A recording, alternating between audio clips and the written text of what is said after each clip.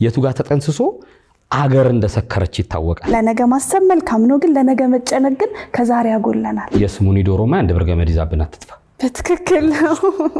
ስለ ነገ ሁሉንም ነገር ብናቅ ህይወት እንዴት አሰልቺ እንደሚሆን በሚያስደነግጥ ሁኔታ እናትየው አመሻሹ ላይ አረፉ። የምታደክሙ አጽናኞች ናቸው። የኔ ጥያቄ እንደውም ብዙ የጤና ባለሙያዎችን የሚያማክል ጥያቄ ነው ብዬ አምናለሁ። አንድ ነው አይደል? የአእምሮ ህሙማን መርጃ ማዕከል ያለው አማኑኤል የምንለው እሱ መሀል መርካቶ ዋና ማበጃው ቦታ ነው። አለመጨነቅ ይቻላል ወይ? ቤት ኪራይ የጎደለበትም ሰው ህይወት ያስጠላውም ሰው ኩልመቶ ጨንቆናል ነው የሚለን። በስራ ህይወታችን ተጽዕኖ ሊያመጡብን የሚችሉ በጣም ብዙ ጭንቀቶች ይመጡብናል። እንደ አመት 2 አመት ይቸገራል እንጂ መልክ ይመስል ሐሳብ እንዴት አብሮን ያርጂ። ብዙዎቻችንን ወጣቶችን ተንቀሳቅሰን መስራት አለመቻላችን ከፍለን የምንኖረው ህይወት ነው አሁን በነፃ እየኖርን ያለነው። ሁሉም ሰው ከጭንቀቱ ማረፍ ቢፈልግ ሊሰማው የሚወደው አይነት ሐሳቦችን ነው። ወይ ይቀጫል ወይ ይቋጫል ይላሉ።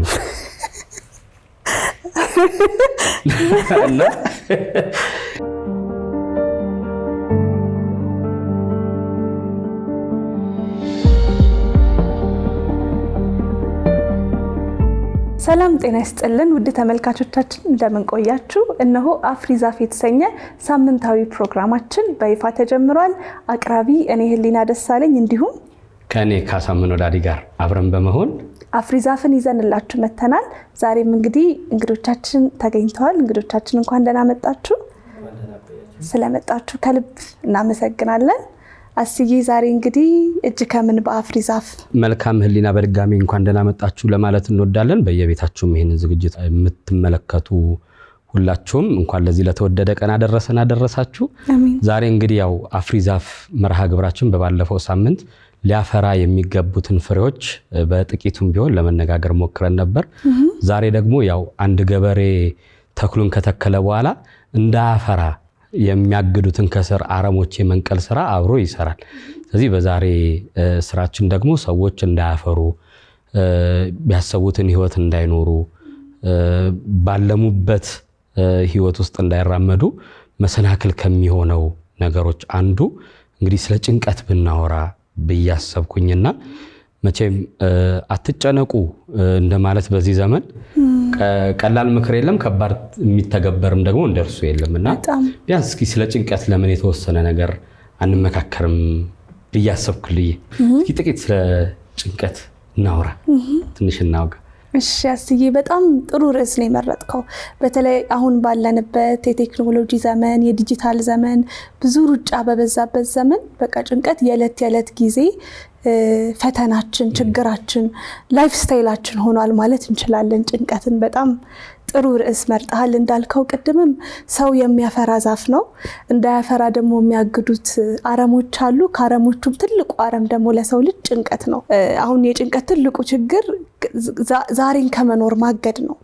ወይ ትላንትና ላይ ማድረግ ነው ወይ ደግሞ ስለ ነገ እንዲያስብ ማድረግ ነው። ስለዚህ ከዛሬ ማጉደል ነው የጭንቀት ትልቁ ህመም። ስለዚህ ሰው ደግሞ ከዛሬ ከጎደለ ምንም መስራትም ማሰብም ማፍራትም አይችልም። አይምሮአችን፣ አካላችን እንዲሁም ስሜታችን ከዚህ በፊት ከገጠመን ወይም ሊያጋጥመን ይችላል ብሎ ለሚያስበው ፈተና የሚሰጠው ምላሽ ማለት ነው። ስለዚህ ያው በደንብ ስናብራራው ደግሞ ለምሳሌ አይምሮአዊ ምላሻችን ምን ይሆናል?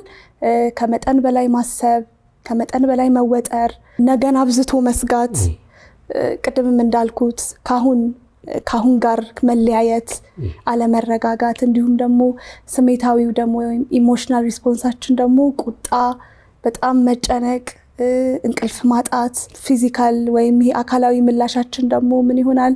በተደጋጋሚ ራስ ምታት መሰማት፣ የሰውነት ውጥረት፣ መንቀጥቀጥ እንዲሁም ደግሞ እያለፈ ሲሄድ ወደ ስትሮክም ሊሄድ ይችላል እና ጭንቀት በጣም ብዙዎቻችን በጣም በተደጋጋሚ የምንለው ግን ደግሞ ብዙ መፍትሄ ያላገኘንለት ትልቁ ችግራችን ነው ጭንቀት እንግዲህ እና እስኪ ደግሞ አንተ ስለ ምክንያታቸው እንዲሁም ደግሞ ስለ አንዳንድ ነገር ደግሞ ጭንቀትን በተመለከተ ሀሳብ ጨምርበት። በጣም ቆንጆ አድርገሽ ነው የገለጽሽ ሁሉ እንደው ትንሽ ነገር ለማከል ያክል ነውና እስኪ አንድ መጽሐፍት እያነበብኩ በጣም የወደድኳትን ነገር በተለይ ተመልካቾች እዚህም ያላችሁ በደንብ ከልባችሁ እንድትሰሙኝ አንድ መጽሐፍ እያነበብኩ ስለ አንድ ሰው ይናገር ነበርና አንድ ሰው ሌሊት ነው ከባድ ዝናብ እየዘነበ ነው ሚስቱ በከባድ ምጥ ተይዛለች። ልጆቹ በጣም ተርበው እየጮሁ ነው። ጉንዳን ገብቷል ቤት ውስጥ። እሱ ደግሞ ልክ የትርፍ አንጀት ያክል ሆድ ቁርጠት ላይ ታሟል እና ቢጮህ ጎረቤት መስማት አይችልም። የሱ ህመም አለ። ልጆቹ እየጮሁ ነው። ሚስቱ ምጥ ይዟታል። ጉንዳን ገብቷል። የዚህ ሰውዬ የጭንቀት ጥልቀት ምን ያህል ነው ብለን ብናስረዳ መጠኑን መናገር በጣም ከባድ ነው።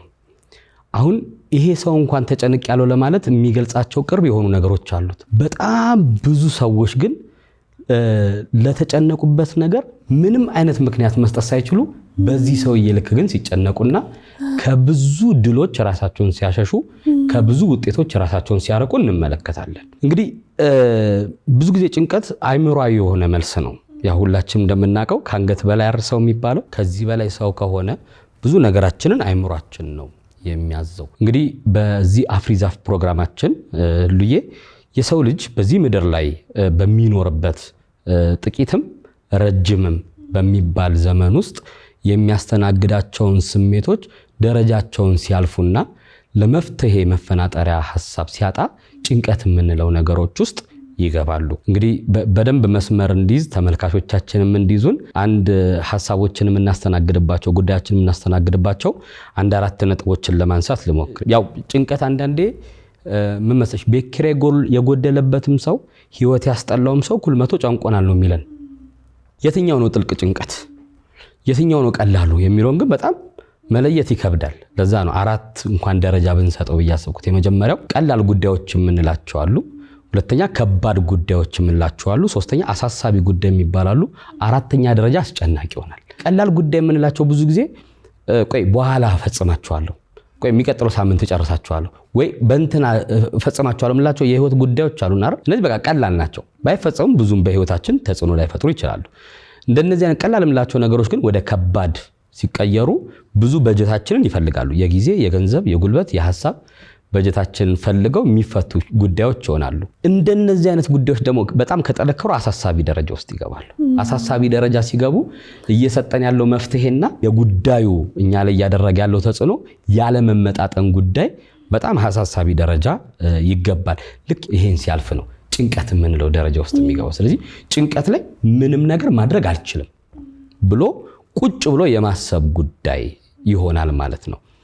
እንደነዚህ አይነት ነገሮችን ደግሞ በጣም ይደንቅሽ በቃ ሰው ሆነን አይምሮ ካለን ካሰብን የሚመጡ ስሜቶች አሉ። እነዛ ስሜቶች መጀመሪያ አመጣጣቸው አወንታዊ ነበር። ስለዚህ ዝም ካልናቸው አሉታዊ ይሆናሉ፣ ይቀየራሉ። ግን አለርት ናቸው። በተለይ የሰው ልጅ እየኖረ የተወሰኑ ስሜቶችን ለምሳሌ ልንገርሽ። ለምሳሌ ምቾት አለመሰማት፣ በአንድ ጉዳይ ላይ ምቾት አለመሰማት አደገኛ የደውል ጥሪ ነው። ምንድነው የሚለው? ቦታ ቀይር የሚል መልእክት ነው እየሰጠን ያለው። ስለዚህ አይ እኔ ቦታ አልቀይርም ምቾት ሳይሰማኝ እኖራለሁ ብለው የሚኖሩ ከሆነ ምቾት ባለመሰማታቸው ወደ ጭንቀት ውስጥ ይገባሉ፣ አይወጡትም ያንን ነገር ማለት ነው። ለምሳሌ ፍርሃት። አሁን ፍርሃት ሁለት ነገር በጣም አስጠንቃቂ ነው። አሁን ሰው ሲፈራ ወይ ተጋፈጥ ወይ አምልጥ የሚል ጠንካራ የሆነ መልእክት ሰውነት እየሰጠ ነው። ግን አይ ችግር የለውም ብለው ፍርሃትን ወይ የማይጋፈጡ ያን ጉዳይ ወይ የማይሸሹት ከሆነ በፍርሃት ውስጥ ሆነው ወደ ጭንቀት ውስጥ የሚገቡበት ነገር ሊኖር ይችላል። እነዚህ አወንታዊ ስሜቶች ነበሩ። ፍርሃት መሰማቱ፣ ምቾት ማጣት መሰማቱ። ለምሳሌ ቁጣ የሚባለው ስሜት በራሱ ወደ ጭንቀት እነዚህ ነገሮች ስለሚያፈናጥሩ ነው። ሰው ሲቆጣ ወይ በራሱ ወይ በሶስተኛ ወገን እንዲታለፍ የማይፈልገው ድንበር ታልፎበታል ማለት ነው። ስለዚህ የታለፈ ድንበር እንዳለ ማሳያ ነው ቁጣ። ነገር ግን ይሄን ነገር ዝም ብሎ የሚኖር ከሆነ ሁሌ ተቆጪ ይሆናል፣ ሁሌ ጭንቀት ውስጥ ይገባል። ለምሮ የሚቆጣው የሚለውን ነገር ላያቅ ይችላል። ተስፋ መቁረጥ፣ ካስቀመጥነው ተስፋ፣ ካስቀመጥነው ድንበር፣ ካስቀመጥነው ጎል ሊያደናቅፍ የሚችል አንዳች ነገር መሃል ላይ ለመቀመጡ ማሳያ ምልክት ነው። ስለዚህ ሰው ልክ ተስፋ መቁረጥ ውስጥ ሲገባ የሆነ እክል አለ ማለት ነው። ስለዚህ እሱን ፈትቼ እንዴት ልሻገር ብሎ አለርት ይሰጠዋል ማለት ነው። እንደው ጥፋተኝነት ስሜት፣ ይሄም በራስ ላይ እኛ የምናስቀምጠውን ድንበር ራሳችን ለመጣሳችን ራሳችንን ለመድፈራችን ማሳያ ምልክት ናቸው። እንዲህ አይነት ብዙ አሁን ብቸኝነት የመጨረሻ የምነግርሽ ስሜት ለምሳሌ ብቸኝነት ሰው ሲሰማው ከሰዎች ጋር እያደረገው ያለው ግንኙነት ትርጉም አልባ ለመሆኑ ማሳያ ምልክት ነው። ስለዚህ እንደነዚህ አይነት ነገሮችን በቃ ምቾት ካጣ በመቀየር ምቾቱን ማረጋገጥ መቻል አለበት። ቁጣ ካጣ የታለፈውን ድንበር በማስከበር፣ የጥፋተኝነት ስሜት ከተሰማ ራስን ወደ ማክበር በመምጣት፣ ብቸኝነት ከተሰማ ከሰው ጋር ያለን ግንኙነት ትርጉም እንዲኖረው በማድረግ፣ ተስፋ መቁረጥ ከመጣ ደግሞ ላስቀመጥኩ ግብና ጎል እንዴት ያንን ተግዳሮት አልፈዋለሁ ብሎ እንድናስብ እነዚህ ደውሎች ናቸው በውስጣችን ያሉ። ስለዚህ ህሊና እንደነዚህ አይነት ደውሎችን አሰምቶ አይ በቃ ጆሮ ዳባ ልበስ ብለን የምናልፋቸው ከሆነ ቅድም ወዳልኩሽ ቀላል የነበሩት ጉዳዮች ቀን እንፈጽማቸዋለን የምንላቸው ጉዳዮች ይጠነክሩና ከባድ ይሆናሉ። አሁንም ከባዱን ማንጨርሳቸው ከሆነ አሳሳቢ ይሆናሉ። አሳሳቢነቱን ሲያልፍ ደግሞ ወደ ጭንቀት ይገባል።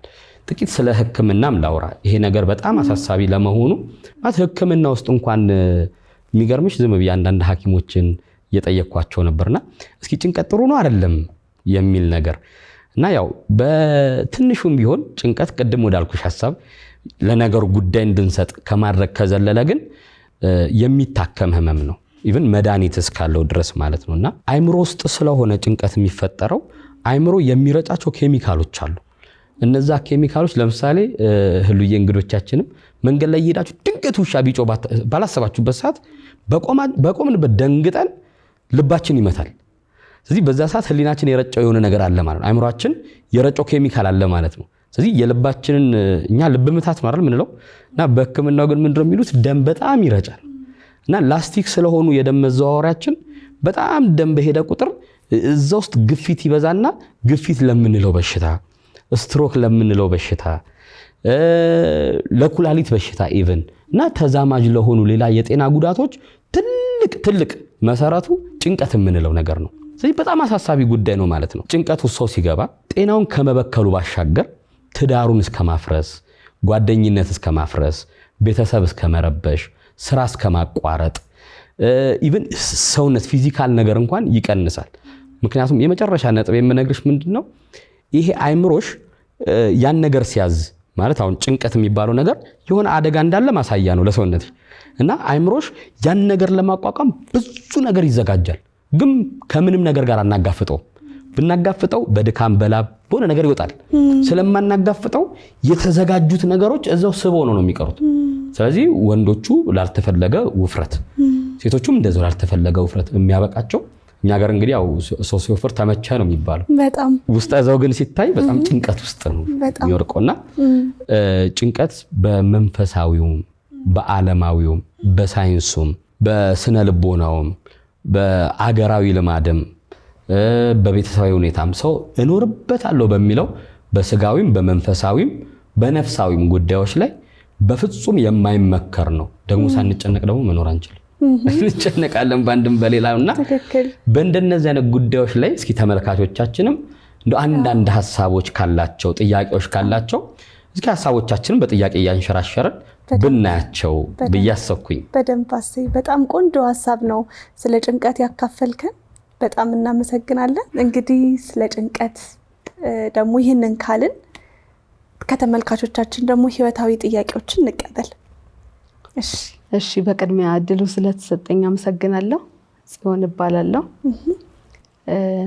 የኔ ጥያቄ እንኳን ጓደኛዬ ላይ በተከሰተ የህይወት አጋጣሚ ነው። ምንድነው የሆነችው? ልታገባ ሰሞን ነውና እናቷ ሊደክሙ ነበረ እና አጋጣሚ ሰርጉ ምሳ ሰዓት ላይ ነበረ። ሰርጉም ተከናወነ። ማታውና ማምሻው ላይ የባል ቤተሰብ ጥሪ ያደረገልን ማለት ነው፣ የራት ግብዣ ብሎ እና በዚህ አጋጣሚ እናትየው እኔ ደክሞኛል አረፍ ልበል እናንተ ሂዱ አሉን ማለት ነው። እኛም እሺ ያው ደክሟቸዋል ብለን ሄድን። በጣም በሚያሳዝን ሁኔታና በሚያስደነግጥ ሁኔታ እናትየው አመሻሹ ላይ አረፉ እና ይሄ ሲሆን 3 አመቱ ነው። ይሄ ታሪክ ከሆነ 3 አመቱ ነው። ጓደኛዬ እንግዲህ በዚህ 3 አመት ውስጥ ከቤት አትወጣም፣ ሰው አታገኝም፣ በጣም ዲፕሬሽን ውስጥ ናት። ስለዚህ ከዚህ ጭንቀት እንዴት አድርጌ ላላቃት? የሷ ጭንቀት ቤተሰቡንም እኛንም በጣም እየረበሸን ነውና ምን ማድረግ አለብኝ? አመሰግናለሁ። እናመሰግናለን ጽዮን። ጠንከር ያለ ጥያቄ ነው። በጣም እንግዲህ ይርዳን። አሜን። እሺ ሌላ ጥያቄ ካለ? እሺ አመሰግናለሁ። ስሜ አዳነ ይባላል። የሕክምና ባለሙያ ነኝ። በዚሁ አጋጣሚ እንግዳም አድርጋችሁ ስለጋበዛችሁኝ በጣም አመሰግናለሁ። የተነሳውም ነጥብ እጅግ በጣም አሳሳቢ፣ በተለይ አሁን ባለንበት የሶሻል ዳይሌማ ይሄ ዲጂታል ዴሉዥ የሚባል በጣም ከባድ በሽታ ውስጥ ያለንበት ዘመን ላይ ነን እና ያ ነገር ይዞ የሚመጣቸው በጣም ብዙ ተጓዳኝ ነገሮች አሉት። ከዛ ውስጥ ትልቁ ኮር የሚባለውን ነገር ያነሳልን እና መምህር እንዲሁም ህሊና በጣም እናመሰግናለን ይህን ሀሳብ ስላነሳችሁልን። የእኔ ጥያቄ እንደውም ብዙ የጤና ባለሙያዎችን የሚያማክል ጥያቄ ነው ብዬ አምናለሁ። እንደምታውቀው መምህር ሁላችሁም ልትረዱት እንደምትችሉት የጤና ስራ ምናልባት ሁላችንም ከሞት አንቀርም፣ ነገር ግን ያለ ጊዜው ሊመጣ የሚችል ሞት ሊኖር ይችላል ብዬ ገምታለሁ። ያንን ማስቀረት ትግሉ ከሱ ጋር የህክምና ስራ ከድንገተኛው ክፍል ጀምሮ እስከ ማዋለጃውም ሁሉም ተያያዥነት ያላቸው ሞትን በቃ መከላከል ወይም ደግሞ ማቆም መቻል ትልቁ ፖይንታቸው እና በዚህ መሀል እንግዲህ በጣም ብዙ ባለሙያዎች ይሳተፋሉ። በጣም ብዙ ነገሮች ይከናወናሉ። ታካሚውንም የሚያስጨንቅ አካሚውንም የሚያስጨንቅ ማለት ነው። እኔ በስራ ህይወቴ 3 ዓመት ሆኖኛል ይህን የህክምና ስራ ከጀመርኩኝ። በጣም ብዙ አስጨናቂ ነገሮችን ፌስ አድርጌያለሁ። ስቲል ነው አእምሮዬ ውስጥ ቀርተው ያሉ በጣም ብዙ አስጨናቂ ነገሮች አሉ። ምናልባት የኔ ጥያቄ ከዚሁ ጋርም ሊገናኝ ይችላል ብዬ አስባለሁ። ተጓዳኝ ነገሮች ማለት በስራ ህይወታችን ተጽዕኖ ሊያመጡብን የሚችሉ በጣም ብዙ ጭንቀቶች ይመጡብናል። ስራ ቦታ ብቻውን ሊያስጨንቅ ይችላል። እንደምታውቀው አሁን የኛ ሙያ ድንገተኛ ክፍል አንድ ከህክምና ውጭ ያለ ሰው ቢሄድ አሞት ሊመጣ ይችላል። አንድ ቀዶ ጥገና ክፍል አንድ ሰው ምንም ኤክስፖዠር የሌለው ሰው ቢገባ ፌንት ይበላል ውስጥ ገብቶ። አስብ ያንን ነገር የጤና ባለሙያው ችሎት ሰው ነው አይደል? ችሎት ኦልሬዲ በቃ ዲሴንሲታይዝድ ሆኗል ማለት ነው። ሰው ጭንቀቱ በቃ አልፎ በሽታ ሆኗል ማለት ነው ባጭሩ፣ ያልተረዳንለት ማለት ነው። እና በጣም ብዙ የጤና ባለሙያዎች ይህንን ነገር ፌስ እያደረጉት ነው። የሆነ ጊዜ ያጋጠመ ነገር ይኸውልህ ጤና ውስጥ ሳቲስፋክሽን በጣም ብዙ ነው ያለው። አንድ ታካሚ በጣም ለሞትና ለህይወት መሀል ላይ ሆኖ መጥቶብህ አድነው እኮ ይሄዳል አይደል? ያ ትልቅ ሳቲስፋክሽን ነው፣ እግዚአብሔር የሰጠን ጸጋ ስለሆነ ማለት ነው። ነገር ግን 100 ኬዝ ልታይ ትችላለህ። 1 2 3 ግን በጣም መጥፎ ሰፈሪንግ ውስጥ ያሉ በቃ ኦክሲጅን ለ2 ለ5 ደቂቃ ቢነቀል የሚሞቱ ሰዎች ሊያጋጥሙ ይችላሉ። ወይም የሆነ ማሽን ቢነቀል የሚሞቱ ሰዎች ሊያጋጥሙ ይችላሉ። የሱ ብቻውን በጣም ትልቅ ጭንቀት ነው እና ምንም ማድረግ አለመቻል በራሱ ሊያስጨንቅ ይችላል። እና እነዚህ አይነት ነገሮችን ይሄ ጤና ባለሙያ ፌስ እያደረገ ያሉ በስራው ምክንያት ፌስ እያደረጋቸው ያሉ ነገሮች ቅድም ያነሳቸው ነጥቦች በጣም ወድጃቸዋለሁ። አሁን ያ ሰውዬ የሆነ ሰዓት ላይ በቃ ይለምደውና ጭንቀቱ በቃ በሽታ መሆን ሌቭል ውስጥ ይገባል እና የሚታከም በሽታ ማለት ነው። ያልካቸው መድኃኒቶችን ልጠቅስልህ እችላለሁ፣ የሚታዘዙ መድኃኒቶችን። እንዴት ነው የጤና ባለሙያውን እንደዚህ አይነት ነገሮች ከስራው ተጓዳኝ የሚመጡ ተጽዕኖችን አለውልህ ሊለው የሚችለው? እና እስቲ እዚህ ላይ በደንብ ብታብራሩልን ደስ ይለናል። እግዚአብሔር ይስጥልን። በጣም እናመሰግናለን። ይሄ ትንሽ ለየት ያለ ጥያቄ ነው። ምክንያቱም ለብዙዎች ሐኪም መድኃኒት የሚሆን ሰው ለሱስ ህመም የሚል ሀሳብ ነው። አንዳንድ ቦታ ደግሞ ስናይ ህሉዬ ራስን እስከ ማጥፋት የሚደርሱም አሉ። ማለት መማሬ ይሄን ሰው ካላዳ ነው ምን ጥቅም አለው ብለው ሰዎች በጣም ብዙ ሐኪሞች ራሱ እኛም በቅርብ የምናውቃቸው አሉና በጣም ሲሪየስ ጥያቄ ነው ይሄ። ምናልባት ተመልካቾችም ይሄ የጤና ባለሙያዎችም በየቤቱ ሆነው ይሄንን ነገር ሲመለከቱ የኔ ጥያቄ ነው ብለው ያስባሉና በጣም ወሳኝ ጥያቄ ነው። አብረን እናየዋለን። ስለመጣ በጣም ደስ ብሎናል። ያቀረብኩን ጥያቄ በጣም ጠንካራ ነው። እናመሰግናለን። ሌላ አለ? እሺ፣ ስሜ ሀምሳል ነው። የኔ ጥያቄ የብዙዎች ወጣቶች ነው ብዬ አስባለሁ እና የኔ ጥያቄ የነገ ጥያቄ ነው ማለት የነገ ፊውቸሪቲ ነው። ዛሬ ላይ እየሰራሁበት ያለሁበትን ባቆም ነገ ላይ እንዴት ነው የምኖረው የሚለው ህይወቴ ነው የሚያስጨንቀኝ። እሱንስ አለመጨነቅ ይቻላል ወይ? ጥሩ ጥያቄ ነው። የዛሬ ትንሽ ፈተን የሚያደርጉ ናቸው። ከባድ ጥያቄዎች ናቸው። እሺ፣ ሌላ አለ? እሺ ወንድማችን። እሺ፣ አሴና ህሉ እዚህ ፕሮግራም ላይ ስለጋብዛችሁኝ በጣም አመሰግናለሁ። ስሜ ዮሐንስ ይባላል። በምህንድስናው ሙያ ዘርፍ ውስጥ ነው ያለሁት። የኔ ጥያቄ ምንድነው? ከረንትሊ በዓለማችን ላይ በሀገራችን ላይ ያሉ የፖለቲካ አለመረጋጋቶች፣ የኑሮ ውድነቶች ብዙዎቻችንን ወጣቶችን ተንቀሳቅሰን መስራት አለመቻላችን እንዲሁም ደግሞ የምናስበውን ነገር ዛሬ ላይ ማሳካት አለመቻላችን እንደ ጭንቀት ሆኖብናልና ጭንቀታችንን እንዴት ነው ማቆም እንችለው ወይም ኦቨርካም ማድረግ እንችለው የሚለውን እስቲ የእናንተንም ሐሳብ። በጣም እናመሰግናለን። አይ ቲንክ ለዛሬ መርሃ ግብር በቂ የሆኑ ጥያቄዎች ይመስሉኛል የተነሱት። ቅድም እንዳልኩት ያው በዚህ መርሃ ግብር ላይ እያንዳንዱ ጥያቄ አንዳንድ መርሃ ግብር ራሱ ቢሰራበት የማያልቅ ነው። ርዕሰ ጉዳዩን በጣም ጥልቅ ነው። እኛ በአንድ ፕሮግራም እንጠቀልላለን እንሰርዛለን ብለን ሳይሆን ሁሉዬ የቢያንስ እንትን ነው ምልክት አላር ይሄ የትራፊክ ምልክት መንገድ ላይ ስትሄዱ ታያላችሁ አይደል? ቁልቁለት አለ፣ ዳገት አለ፣ ጠመዝማዛ መንገድ አለ እያለ ምልክት የሚሰጥ አይነት ዝግጅት ነው ማዘጋጀት የፈለግነውና ሰዎች እንዲነጋገሩበት በዚህ ርዕሰ ጉዳይ እንዲያስቡበት መፍትሄ እንዲያመጡ ከዚህም የተሻለ ሐሳብ በአገር ደረጃ እንዲመነጭ ነውና በጣም ትልልቅ ጥያቄዎች ናቸው የተነሱት። እንዴት አይሻችሁልኝ? በጣም የሚገርሙ ጥያቄዎች ናቸው። በጣም ቀደምም ስንናገር ከነበረው አንተም በደንብ ስታነሳ ከነበሩት ሐሳቦች ጋር በደንብ የሚያያዝ የእውነትም ህይወታዊ ጥያቄ የሆነ የብዙዎችን ህመም ሪፕሬዘንት ሊያደርጉ የሚችሉ ጥያቄዎችን ነበረ ሲያነሱ የነበረው። ስለዚህ እንግዲህ አንድ ባንድ ጥያቄዎቻቸውን ወደ መመለስ ብንገባ ወደዛ እንሂድ። እሺ እንግዲህ የመጀመሪያ ጥያቄያችን ጽዮን ናት። የጽዮን ጥያቄ በጣም ከባድ በጣም ልብ የሚነካ የጓደኛዋን ታሪክ ነው ያካፈለችን። እንግዲህ በጣም የምትወዳት ጓደኛዋ በህይወቷ የማትደግመው ትልቁ የሰርግ ቀኗ ላይ በነበሩበት ሁኔታ እናቷ አብረዋት የደስታዋን ቀን ተካፍለው አመሻሹ ላይ በተሰማቸው ድካም አረፍ ባሉበት ነው በህይወት ያጣቸው እና ምን ያህል በጣም ከባድ ህመም እንደሆነ መገመት ይቻላል። ከዛ ቀን ጀምሮ ለ3 ዓመታት ያህል ከዛ ጭንቀት ከዛ ህመም ከዛ ቁስል አልወጣችም እና ጓደኛዬን እንዴት ልረዳት እችላለሁ የሚል ጥያቄ ነው ያነሳችልን። እሷም ተጨንቅ ያለው ያለችው መጨረሻ አዎ ጭንቀቱ አዎ በጣም እንትኑ ትንሽ ከባድ ይመስለኛል። ልዩ በደንብ አንቺም ታብራራዋለሽ።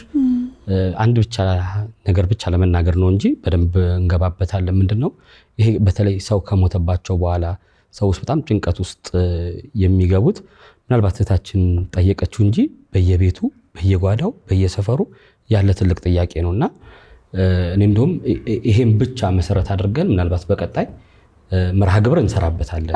ራሱን የቻለ በተለይ በሐዘን በኩል ዛሬ መርሃ ግብር እንሰራለን። ግን አትሊስት እህታችን ለጠየቀችው ምን ማድረግስ ነው የምትችለው የሚለው እስኪ ትንሽ ነገር በይበትና እኔ ማክየበት እንሂድ።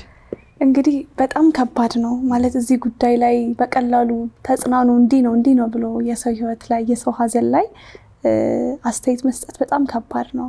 አንዳንዴ የጠበቁት ሞት አይጎዳም።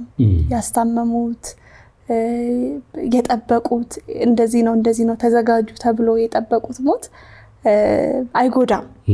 ይሄ ግን ባልጠበቀችው ሁኔታ በደስታዋ ቀን በቃ የሆነ ሰርግና ሞት አንድ ነው የሚባለው አይደል? እና የሷ ላይ የምርም ገጠመ ቀኑና በጣም ከባድ ህመም ነው።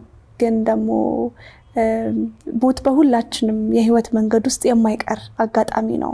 ዛሬም ይሁን ነገም ይሁን አናውቅም በየትኛው አጋጣሚ ሊገጥመን እንደሚችልና ህይወት እስከቀጠለ ድረስ መኖር እስከቀጠለ ድረስ ደግሞ እኛም በምንችለው ልክ በምንችለው መጠን ደህና ሆነን መቀጠል አለብን። ስለዚህ አንደኛ ሞትን የምንረዳበት መንገድ እንዴት ነው?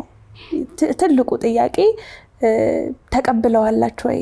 የእናቷን ሞት በምን ያህል አቀባበሏ ነው ከጭንቀት እንድትገላገልም እንዳትገላገልም ያደረጋት ነገር ምንድነው? ያንን ሞት የተቀበለችበት መንገድ እንዴት ነው? ስቲል ዲናል ሞድ ውስጥ ናት ማለት ስቲል እንደካዱ እንዳሉ አድርገው የሚያስቡ ሰዎች አሉ። በቃ ምክንያቱም መሞታቸውን ከተቀበሉ እነሱ ራሱ የሚኖሩ ስለማይመስላቸው ስቲል እንዳሉ እነዛ ሰዎች የሚያስቡ እንዲሁም ደግሞ ከፈጣሪ ጋር ጸብ የገጠሙ ሰዎች አሉ። በቃ እንዴት እሷን ተወስድብኛለህ እንዴት ልክ በዛ መንገድ ውስጥና ይህንን ነገር ለራሳቸው ካላረቁ በቃ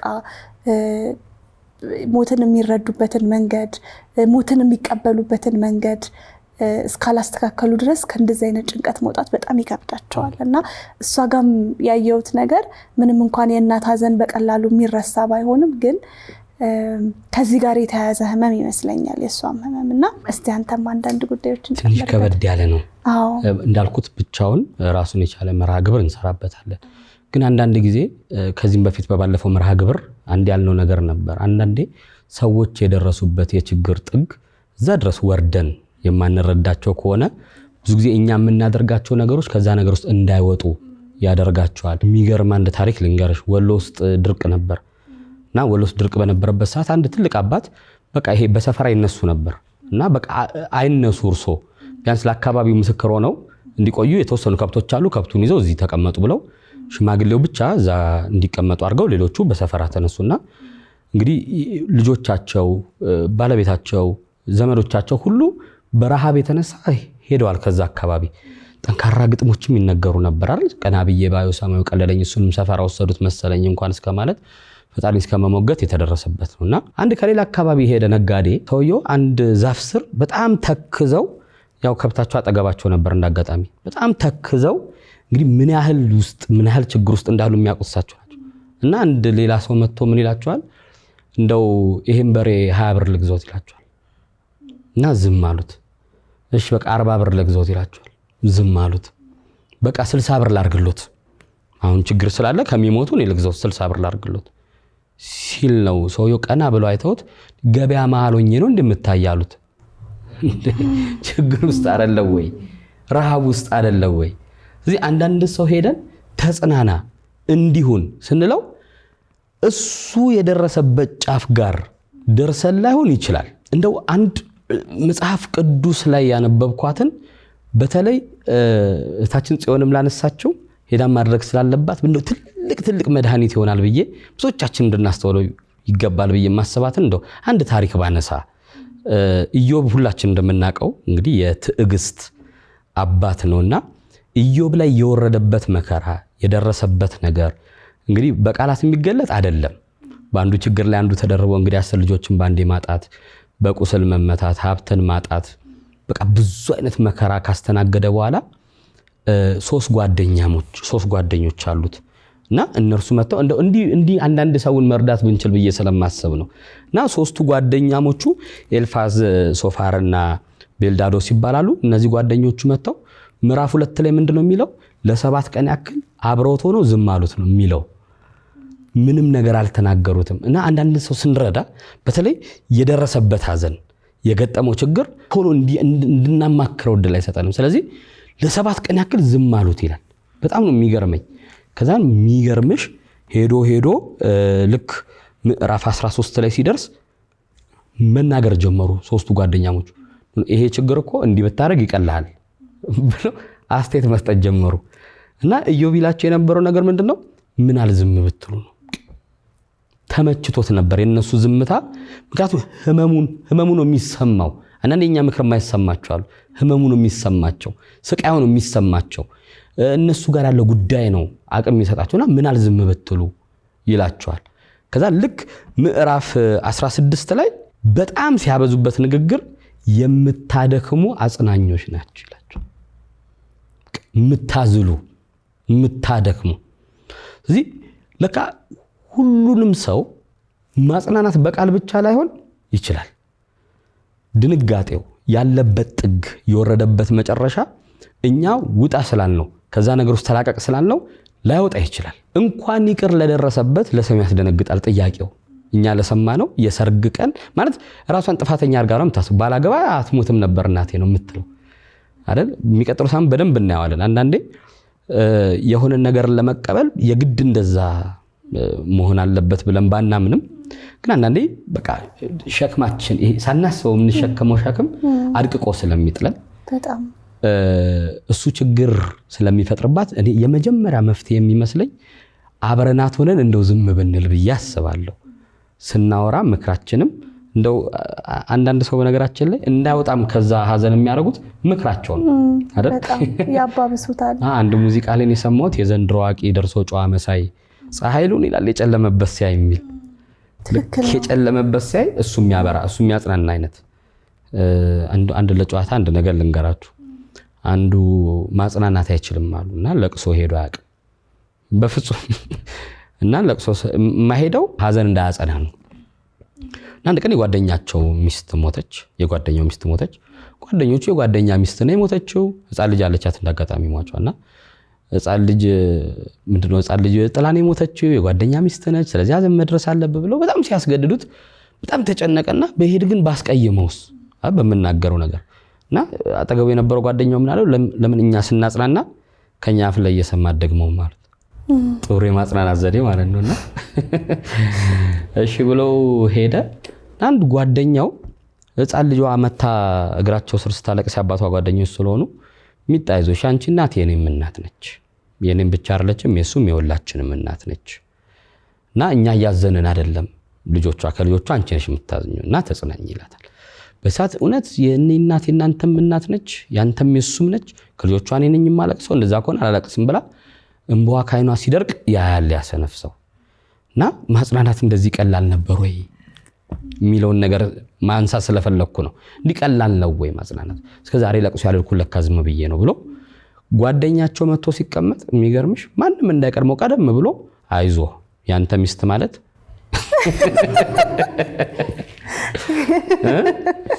የኔ ሚስት ማለት ነች የኔ ብቻ አይደል የሱም እኛ እያለቀስን ይሏል። ያውን ሀዘንን አጸና ነው የምንለው። በጣም አንዳንድ ጊዜ የምንናገራቸው ነገሮች ዋጋ እንዳያስከፍሉ የመጀመሪያው መፍትሄ ዝምታ ይመስለኛል። ሰውን በዝምታ መርዳት አልለመድንም። አብሮ ሆኖ ዝም ብሎ እድል መስጠት ከዛን የኛ ዝምታ ያ ሰው እንዲያወራንና እንደምንሰማው እርግጠኝነትን ስለሚሰጠው ችግሩን ወደ መንገር ይመጣል ብዬ አስባለሁ። እና የመጀመሪያ በዝምታ መርዳት ነው። ሁለተኛ ትንሽ እንኳን ምንድነው እንዲታገዙ ነጸብራቅ ይሰጣሉ። እንደዚህ አይነት ሰዎች ሰው መርጠው ነጸብራቅ በዛ ሰዓት ላይ የሚሰጠው ምክረ ሐሳብ በጣም ወሳኝ ነው። የምንናገራቸው ነገሮች ለእንደነዚህ አይነት ሰዎች በጣም ወሳኝ ነው። አታካብዱት በእናንተ አልጀመረም ምናምን ብንላቸው አይመስላቸውም። ስለዚህ ያ ነገር ከባድነቱን እንደገባን ግን አንዳንዴ ደግሞ ይሄ ያስተውሎት እርዳታ የሚባል ነገር አለ አይደል? ማለት ለምሳሌ ልጅቷ እምነቷን ባላቅም ባለችበት ቤተ እምነት ውስጥ በዛ ጉዳይ ምን ብላ ታምን ነበር ልጅቷ አይደል? ምክንያቱም እንግዳ እስኪመጣ ሁሉም ሴት ይመስላል፣ ዝናብ እስኪመጣ ሁሉም ቤት ይመስላል፣ መከራ እስኪመጣ ሁሉም አማኝ ይመስላል ይባላል። እና እምነት የሚለካው ችግር ሲመጣ ነው። ቤት የሚለካው ዝናብ ሲዘንብ ነው። የሴት ሙያ የሚለካው እንግዳ ሲመጣ ነው። ይቺ ሴት ችግር ሲመጣባት ሁለንተኗ የጠፋው ከዛ በፊት ግን ስፔሻሊ በምታምነው ነገር አስተውሎት እሷ ጋር ባለ ነገር መርዳትና ማገዝ በጣም ተገቢ ነው። ዝም ካልን በኋላ እድል ስትሰጠን በእድሉ ደግሞ መልካም የሆነ ምክረ ሐሳብ መለገስ በጣም ጥሩ ነው ብዬ አስባለሁ። ሶስተኛ መካሪ መጠንቀቅ። እኔ ብዙ ጊዜ መካሪ መጠንቀቅ ደግሞ በጣም ወሳኝ ነው። ምክንያቱም አንዳንድ ሰው ምክርን አይደለም የሚሰማው መካሪውን ነው የሚያዳምጠው። ማለት በቃ ይነስም ይብዛም በህይወታችን የምናከብራቸው ሰዎች አሉ እና በእነሱ በኩል እንዲመከሩ ማድረግ እንደዚህ አይነት ሰዎች ማለት የሚጥሩላቸው አንድ በጣም ግጥሙ ሐሳቡ የሚገዛኝ አንድ ሙዚቃ ነበረ እና ለካ ብዙ ሰው ይመክሯል ካራክተሩን እዛ ሙዚቃ ውስጥ የዮም መኮንን ይመስለኛልና ብዙ ሰው ይመክሯል እና ሲመክረው ምንም አልሰማቸውም እና አንዲት ሴት መጣችና እነሱ ካሉት ውጭ አላለችውም የነሱን የደገመችው አንድ በይ እንደገና ምክሯ ልል ነው እንደነሱ ጠንካራ አይደለም ግን እሷ ላለች ነገር ስፍጨረጨር ታያለው ሲል ታዩታላችሁ። ስለዚህ በጣም ባሸበረቁ ቃላት በተዋቡ ሐሳቦች መምከራችንን ነው እኛ ሰው ለምን አይለወጥበትም የምንለው። ግን ያ ሰው ደግሞ የሚገዛለት ሰው መርጦ ለምሳሌ እሷ በጣም የምትገዛለት ሰው የኔ የምትለው እንደራሷ የምታዳምጠውን ሰው መርጦ ያን ሰው በጣም እንዲረዳትና አጠገቧ ሆኖ እንዲያግዛት በማድረግ ከዚህ ጭንቀት ውስጥ እንድትወጣ መነሻ ምክንያት ይሆናል። ትልቁ ሚና ራሷ የምትጫወተው ቢሆንም ማለት ነው። የእናንተ መጨነቅ ግን መጨረሻ ላይ አያዋጣም። ከተጨነቃችሁማ ተጋባ ማለት ነው። ስለዚህ እናንተ ጭንቀቱን አቁሙት። ያ ጭንቀት ቆሞ እሷን የመርዳት እሷን የማገዝ ነገር በደንብ መሰራት አለበት ብዬ አምናለሁ። ልዩ ትንሽ ትጨምሪበታለሽ? ሌላ እንግዲህ መጨመር የምፈልገው ነገር ቅድምም አንተ ያነሳው እንደየቤተ እምነታቸው ሁሉም የራሱ የሆነ ጭንቀትን የሚያራግፍበት በጸሎት ይሆናል፣ በንስሐ ይሆናል፣ ታላላቅ አባቶችን በማግኘት ይሆናል። በዛ መሰረት ከጭንቀት መላቀቅ ትችላለች ብዬ አምናለሁ። ከዛ በተጨማሪ ግን ነገሩ 3 ዓመት ሆኖታል ማለትም ስር ሰዷል ማለት ነው። በጣም እቺ ልጅ በአይምሮ በስሜት በተለያየ መንገድ ተጎድታለች ማለት ነው። ስለዚህ ይህን ያለ ጉዳት እንዲህ በቀላሉ አትጨነቁ እያለን እየመከርን ብቻ የምናሳልፈው ነገር ብቻ አይመስለኝም። ስለዚህ ወደ ጤና ማዕከል ሄዳ ትክክለኛውን የስነ ልቦና አማካሪ አግኝታ በዛ ጭንቀት ውስጥ አለ ራሱን የቻለ ቴራፒ ያለው ግሪፍ። ስለዚህ እሱን መንገድ አልፋ ማለት ሀዘኑን አለመቀበልም ከሆነ ወይም ሀዘኑን ተቀብለው እዛ ውስጥ መቆየትን መውደድም ከሆነ ሁሉም ራሱን የቻለ የሕክምና ደረጃና የሕክምና መንገድ ስላለው ማለት ነገሩ 3 ዓመት በጣም ስር የሰደደ ነገር ስለሆነ በቀላሉ በአንቺ አቅምም ልታረግ የምችው ነገር ስላልሆነ የስነ ልቦና ጤና ማማከር አገልግሎት የሚሰጡ ወይም ሳይካትሪክ ሰርቪስ ያላቸው የስነ አእምሮ ህክምና ጋር በመሄድ ተገቢውን ህክምና ልታገኝ ይገባል ብዬ አስባለሁ። እሱን በደንብ ይረዳታል ብዬ አምናለሁ። እንግዲህ ፈጣሪ መጽናናቱን ይስጣት። እዚህም የጤና ባለሙያ ስላለ ቅድም እንዳለው ነገርየው እስከ መድኃኒት ደረጃ ድረስ ሊያደርስ ይችላል። ማለት ጭንቀት በቃ በሽታ ይሆናል። አቀለን ያዝነው ነገር እንደ ጉበት፣ እንደ ኩላሊት፣ እንደ ጨጓራ እንደምንለው ራሱን የቻለ መድኃኒት የሚሰጠው ህመም ነው የሚሆነውና እንግዲህ የጤና ባለሙያን ማማከር ያነሳሽው ሀሳብ በጣም ትልቅ እሱም ትልቅ መፍትሄ ነው። በመንፈሳዊውም በጤናውም ዘርፍ በስነ ልቦናው በደንብ ብትታገዝ ይበልጥ ወደ ማይድን ነገር እንዳይቀየር በደንብ ይረዳል የሚል ነውና ትንሽ መነሻ ሀሳብ አገኘሽ። መቼም ምላሽ አንለውም፣ መነሻ ሀሳብ የመጀመሪያው ጥያቄ ላይ ይህን ያህል ካልን ወይም አቅጣጫም ካመለከትን ያው እንደውም መልስ ሰጪዎች አይደለንም እንደ አቅጣጫ ለመጠቆም በዚህ በኩልም መንገድ አለ ለማለት ያህል ከሞከርን ደግሞ ወደ ሁለተኛው ጥያቄ እንግባ። ሁለተኛው ጥያቄያችን አዳነ ይባላል። የጤና ባለሙያ ነው። እንግዲህ ብዙ የጤና ባለሙያዎች ስትራግል የሚያደርጉበት ህመም በተለይ ከስቃይ ጋር ይሄ ሞትን ከማቆም ጋር ታካሚዎቻቸው ከሚሰማቸው የማይቆም ስቃይ ጋር በሚታገሉበት ጊዜ እነሱ በጣም የሚያስተናግዱት ህመም የሚያስተናግዱት በጣም ብዙ ጭንቀት አለና ከዛ ጋር ተያይዞ ያለው መፍትሄ ምንድነው? ምክንያቱም በዋናነት እነሱ ደና ሆነው ነው ሌሎችን ደና ማድረግ የሚችሉት። እነሱ ታመው ሌሎችን ደና ቢያደርጉ ምንም ትርጉም የለውም እና ቅድሚያ መጀመሪያ እነሱ ደና መሆን አለባቸው። ግን የሚያሳልፉት በዕለት ህይወታቸው የሚያዩት ህመም የሚያዩት ስቃይ ከሞት ጋር ያለው ግብግብ ከሞት ጋር ያለው ትግል የሚፈጥርባቸው አይምሯዊ ጫና እንዴት ይታያል፣ እንዴት ይፈታል የሚል ጥያቄ ነው የጠየቀን ወንድማችንና እስኪ አንዳንድ ነገር በልበት በዚህ ጥያቄ። መልካም። በእርግጥ ትንሽ ነገር ከተናገርኩ በኋላ አንቺም ትጨምሪበታለሽ የተወሰነ ነገር።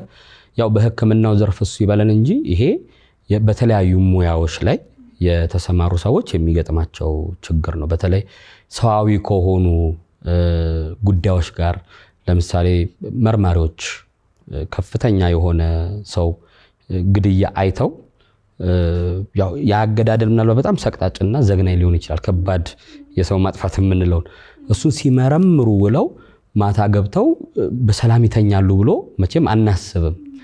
ፍትህ ጉዳይ ላይ የሚሰሩ ሰዎች እንደነዚህ አይነት ሰዎች በብዛት ለእንደዚህ አይነት ነገር የመጋለጥ እድላቸው በጣም ሰፊ ነው። በጣም እኛ ደግሞ ያው ሐኪም ምንም ስላልሆነን አሁን ሐኪም ታመመ ሲባል ሰምተን አናውቅም። አከመ እንጂ ያው እና ይታመማሉ የስ ነው የምንለው እኛ ሐኪም። ስለዚህ በሌላ በኩል ይታገዛል የሚል ብዙ እንትን የለንም፣ ተሞክሮም ያለ አይመስለኝም። አሁን ሐኪሞች ክፍተታቸው በዚህ በኩል ይሞላላቸዋል። ምናልባት ስለሚኖሩበት ቤት ስለሚሄዱበት መኪና ሰው ይጨነቅላቸዋል እንጂ አይምሯቸውን ስለመጠበቅ የሚጨነቅላቸው ብዙ የለም። የቤተሰብ ጉዳይ ላይ የሚሰሩ ህግ ቦታ አካባቢ ያን ሁሉ የቤተሰብ ጉድ ሲሰሙ ውለው አሉታዊ ጫና እኮ ይፈጠርባቸዋል። ትዳር የሚያማክሩ ብዙ ጊዜ ትዳር የላቸውም ይባላል። ምክንያቱም ብዙ ጊዜ አሉታዊ ነገር ስለሚሰሙ ይሄ ነገር ነው የሚጠብቀኝ ብለው ይጠቀልላል አይምሯቸው። ስለዚህ በጣም ትልቅ ጥያቄ ነው የተነሳውና እንደው 1-3 ነጥቦችን ማንሳት ብችል ምናልባት የመጀመሪያው ከእንዲህ አይነት ጫና ለመዳን ሙያ ውስጥ ያለ ሰው ሙያውን መቼም ወዶ ነው የሚመርጠው። ቅድምም ብሎናል። እኔ በነገራችን ላይ በዚህ አጋጣሚ ምናልባት መታከም ካለብኝ ይታያሉ እንጂ አሁን የሚጨነቅ ሰው የደማ ሰው ሳይ እኔን ይጥለኛል። እኔ አልችልም እንዲህ አይነት ነገርና ሕክምና በጣም ከባድ የሚሆንብኝም ለዛ ነው። ይሄን ነው የሚችሉት ነው ምለው በጣም ስለምጨነቅ እኔ ማለት ነውና የመጀመሪያው መትረፊያው የሚመስለኝ ምንድነው ከህሊና ወቀሳም ማታም ከሚጠይቅ ነገር ዋናው ከኔ የሚጠበቀውን ነገር አድርጌያለሁ ወይ የሚለው ትልቁ ጥያቄ አንተን የምትመልሰው። ምክንያቱም ቅድም እንዳልከው 100 ሰው አክመህ 2 ሰው ቢያርፍ በእነሱ ማረፍ ውስጥ አንተ ግን የሚጠበቅብህን ነገር አድርገሃል ወይ? ህሊና የሚጠይቀው በኋላ እኛ የሚጠበቅብንን ነገር ሳናደርግ ያ ሰው ቢያርፍ ቢሞት እንዲኮ ባደርግለት የሚል ቁጭት ያንገበግባል። ምክንያቱም ሰው የሚባል ነገር ነው የምናጣው የሚሞተው ማለት ነው በጥቂት ስህተት። ያው ይሄ የተለመደ ነው አይደል? ምናልባት ሕክምና ዘርፉ ላይ በሕክምና ስህተት ሰው አረፈ የሚባለው ነገር በጣም የተለመደ ነው። ስለዚህ በጣም ከሕክምና ጋር ከፍትህ ስርዓት ጋር የተያዙ ነገሮች በጣም ትልቅ ጥንቃቄ ስለሚፈልጉ የመጀመሪያው እኔ የሚጠበቅብኝን ነገር አድርጌያለሁ ወይ? በብዙ ነገር መጀመሪያ ቅድመ ዝግጅት ላይ ብቁ ነኝ ወይ ለሕክምናስ? አንዳንድ ሰው እኮ ብቁ አይደለም የሚቀለድ ቀላል አይደል? አንዱ ሊታከም ገብቶ 12ኛ ክፍል ከኔ የምትኮርጅ ነበረች ልጅቷ አለና ዶክተሩን አመጣች እና ባንቺማ አልታከምም ብሎ ወጣና ሪሊ ብቁ ነን ወይ ለዛ ነገር? ብቃቴን ካረጋገጥኩኝ ራሴን ካሳደግኩኝ ጥንቃቄ ካረኩና የሚጠበቅብኝን ነገር ካደረኩኝ ከተፈጥሮ ጋር አንታገልም። ተፈጥሮ ስለሆነ ሞት ራሱን የቻለ ማለት ነው። ሁለተኛ እሺ ባትሰራ ኖሮ ባንተ ማከም የሚድኑ ሰዎችም ያልፋሉ እንደማለት ነው። ስለዚህ ቢያንስ መስራትህ ምን ያህል ሰውን ከዛ ጭንቀት እንደሚገላግል አርጎ 2 ሰው የሰው ሞት እያሳነስኩ ግን አይደለም። በቃ ከአቅም በላይ ሆኖ ሰው ሊሞት ይችላል። እንኳን ይቅር በሕክምና ሲስተም ውስጥ ሆኖ ሰው እየበላም በትንታ ውስጥ ሊያልፍ ይችላል። ግን የዳኑትን ደግሞ በመመልከት ቢያንስ ሲድኑ የምታገኘው እርካታ፣ ሲድኑ የምታገኘው ሳቲስፋክሽን፣ ሲያመሰግኑ ምክንያቱም ሸክም ኖሮባቸው አግዛቸው አይደለም እንደነዚህ አይነት ሰዎች ተጣልተው መጥተው አስታርቃቸው አይደለም። በሞት ጥላ መካከል ሆነው ነው የሚመጡት። አጠገባቸው ሞት አለ፣ ጥላውን አይተውታል። ስለዚህ ያንን ጥላ አርቀህ የሰው ህይወትን መቀጠል የመቻል ዝንባሌውን ሰፋ አድርጎ በማየት በዚህ መጽናናትና ይሄም እንዳለ በማየት ራስን ማገዝ በጣም ተገቢ ነው ብዬ አስባለሁ። ሶስተኛና የመጨረሻ ማነሳው እንግዲህ በሃይማኖት ቤት አሁን አንድ ንስሐ አባት ሌላም ንስሐ አባት አለው ይባላል። እሱ ራሱ ማለት ነው። ምክንያቱም ልክ እንደ ማንኪያ ነን አይደል? ብዙዎቻችን እንደ ሾርባ ማንኪያ። የሾርባ ማንኪያ ሰው ያጠግባል፣ የሾርባውን ጣም ግን አያውቀውም ይባላል።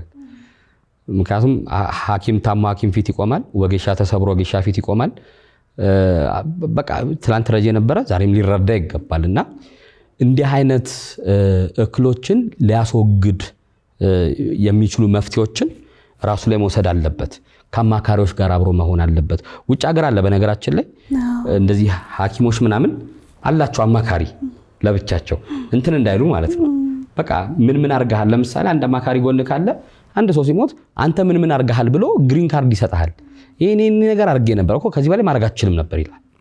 ስለዚህ ቢያንስ ራስን ከመጠየቅ ነፃ ያደርግሃል። ስለዚህ እንዲህ አይነት ትንሽ ተሞክሮችን በማየት ራስን ማዳን የሚቻልበትን ነገር እንደመነሻ ሐሳብ ጠቁማለሁ። ትንሽ ጨምርበት እስኪ እባክሽ።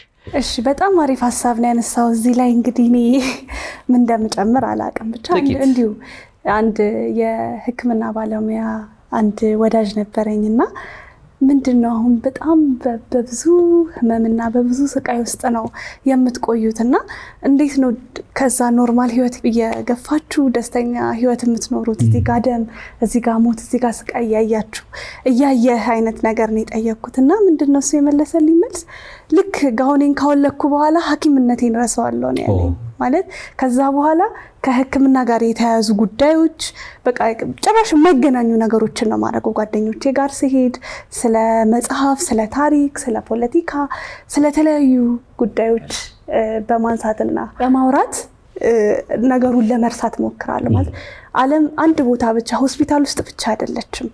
ዓለም የተለያዩ ቦታዎች ናት። ዓለም ልጆች ውስጥ ናት። ዓለም ቤተሰብ ውስጥ፣ ዓለም ሚስት ውስጥ፣ ጓደኞች ውስጥ የተለያዩ ቦታዎች አለና ያ ህመም ያ ስቃይ ውስጥ ብቻ አይደለም እኛ ያለ ነው። ብዙ ቦታዎች አለን። እርግጥ ነው አንተም ቅድም የጠቀስካቸው በጣም ብዙ መልካም ነጥቦች አሉ ላለመደጋገም ነውና አንድ ነገር ላይ ብቻ ፎከስ አለማድረግና ጥሩ ሰፖርት ሲስተም ቢኖረን ብዬ አስባለሁ። በተለይ እኔም የህግ ባለሙያ ስለሆንኩኝ ስቃዩን ህመሙን አውቀዋለሁ። ያው እንደ ጤና ባለሙያም ባይሆን ግን እዛ ውስጥ ያለውን ምን ያህል ከባድ ህይወት እንደሆነ አውቃለሁ። ግን ጥሩ ሰፖርት ሲስተም ሲኖረን፣ ጥሩ ቤተሰብ፣ ጥሩ ጓደኞች እንዲሁም ደግሞ በእምነታችን ላይ ጥሩ ከሆንን እነዛን ጭንቀቶች እነዛን ስቃዮች ሙሉ ለሙሉ አቮይድ ማድረግ ባንችል እንኳን መቀነስ እንችላለን እና በጣም ብዙ ትኩረት ያደረግንበት ነገር ላይ ነው ስሜታችን ያለው ይባላል አይደለ? ልባችሁ ባለበት መዝገባችሁ በዛ ይኖራል ይባላል። ስለዚህ ልባችንን፣ ሀሳባችንን፣ አይምሯችንን ደጋግመን በምናስቀምጥበት ቦታ ነው ስሜታችንም ህይወታችንም መንገዳችንም ያለው። ስለዚህ ሰፋ አድርገን ህይወትን ማየት ብንችል በጣም ጥሩና ቆንጆ ነው ብዬ አስባለሁ እና በተለይ ለጤና ባለሙያዎች፣ ለህግ ባለሙያዎች እንዲሁም ደግሞ እንደዚህ በጣም ከባድ የህይወት ስራ ላይ ያሉ ሰዎች በቅድሚያ ስለሙያቸው ስለሚከፍሉልን ነገር እጅግ እናመሰግናቸዋለን።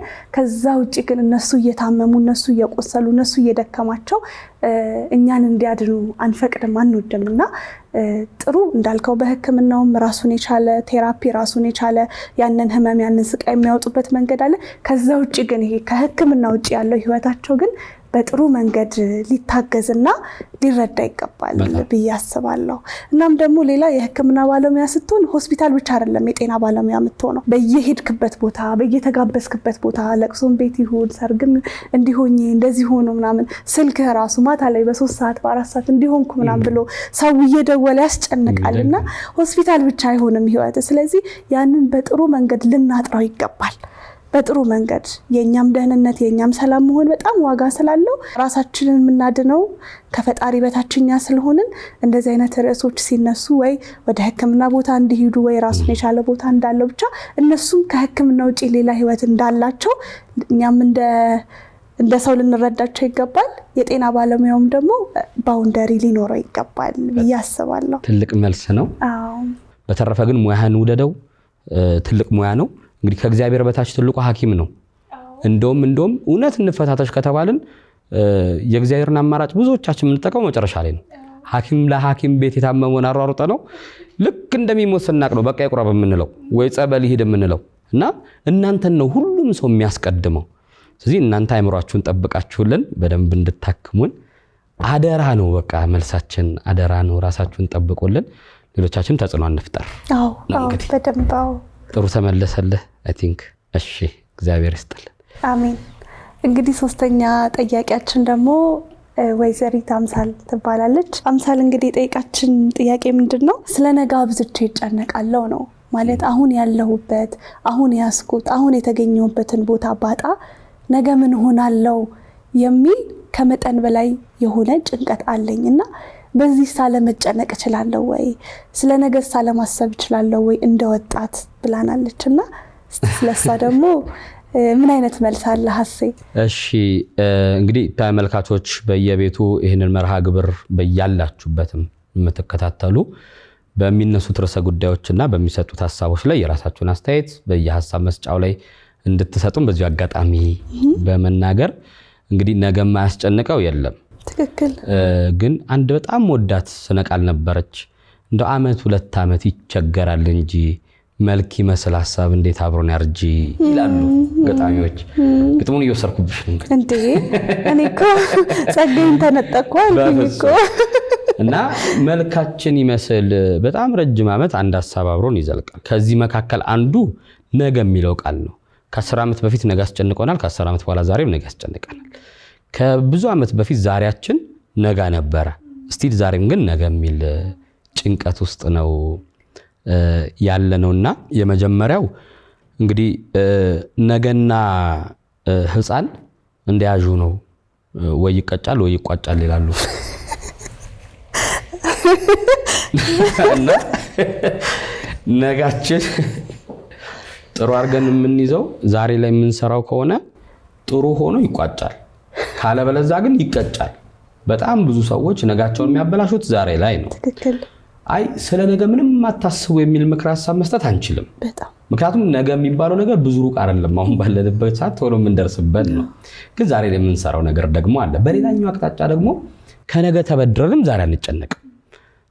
ምክንያቱም ዛሬ ስለ ነገ የምንጨነቅ ከሆነ ዛሬያችንንም ነጋችንንም ነው የምናበላሸው። ቅድም ብለናል። መጨነቅ ሌቭል ላይ ሰው የሚደርስ ከሆነ ዛሬውንም ያበላሻል፣ ነገውንም ያበላሻል። በእርግጥ ስጋቷ በጣም ጤነኛ ስጋት ነው አይደል? ምንድነው በሀገራችን የሚባለው? ሰው በወጣትነት በሰበሰበው እንጨት ነው በስተርጅና የሚሞቀው። ትክክል። ዛሬ ላይ በሰራው ስራ ነው ነገ የሚካሰው። ምክንያቱም ዛሬ ስላልሰራንበት ጉልበታችን ጠብቆ ለስተርጅና አይበቃም፣ ደክሞ ነው የሚያልፈው። ስለዚህ የመጀመሪያው መፍትሄ የሚመስለኝ አንደኛ በቃ ነገን ለመስራት መሞከር እንጂ ዛሬ ነገ ምን ይሆናል ብሎ ዛሬ ላይ መጨነቅ ትንሽ እኩል አይሄድም። ስለዚህ ነገን ያው ድልድዩን ስንደርስበት ስለሆነ የምንሻገረው ነገን ስንደርስበት ነገን እናስበዋለን። ነገን ግን ዛሬ ላይ መስራት ቅድም እንዳልነው የተወሰነ ነገር ማድረግ አለብን። ስለዚህ ባላየነው ነገር ልክ እንዳየነው ሆነን ዛሬያችንን እስኪያጨልም፣ ዛሬያችንን እስኪያበላሽ፣ ዛሬያችንን እስኪያሳፍረን፣ ዛሬያችንን አንገት እስኪያስደፋን፣ ዛሬያችንን እንባ እስኪያገተን በዛ ልክ ያክል መጨነቅ አለብን ብዬ በግሌ አላምንም። የመጀመሪያው። ሁለተኛ መቼም እምነት አለን ይነስም ይብዛም ነገ ምን እንደያዘ አናቅም እንጂ በእያንዳንዳችን እምነት ውስጥ በማን እንደተያዘ እናውቃለን። ቢያንስ በምናምነው አምላካችን ተይዟል። በጣም ጣፋጭ አንድ ምሳሌ ልንገራችሁ።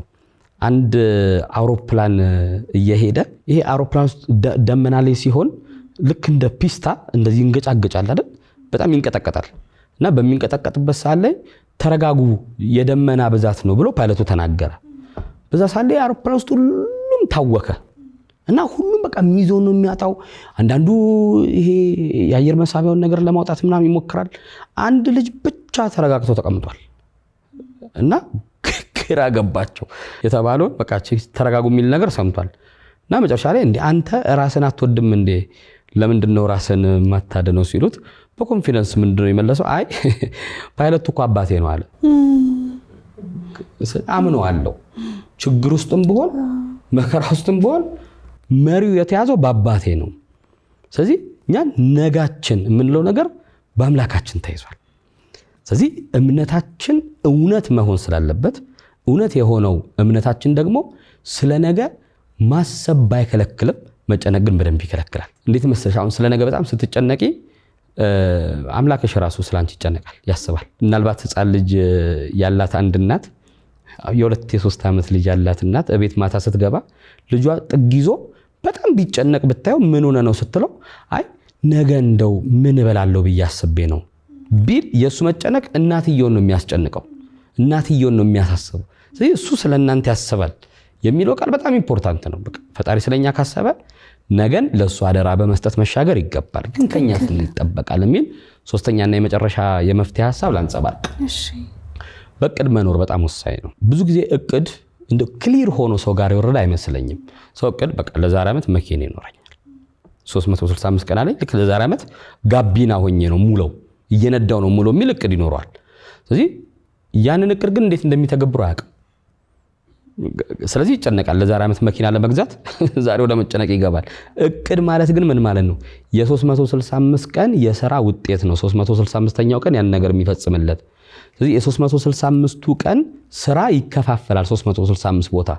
ስለዚህ የዛሬ ስራ ትንሽ ነው የምትሆነው ማለት ነው። ስለዚህ እሷን እየፈጸመ ከሄደ ወዶ አይደለም ሲያወድ በግዱ ያ ነገር ይሆንለታል።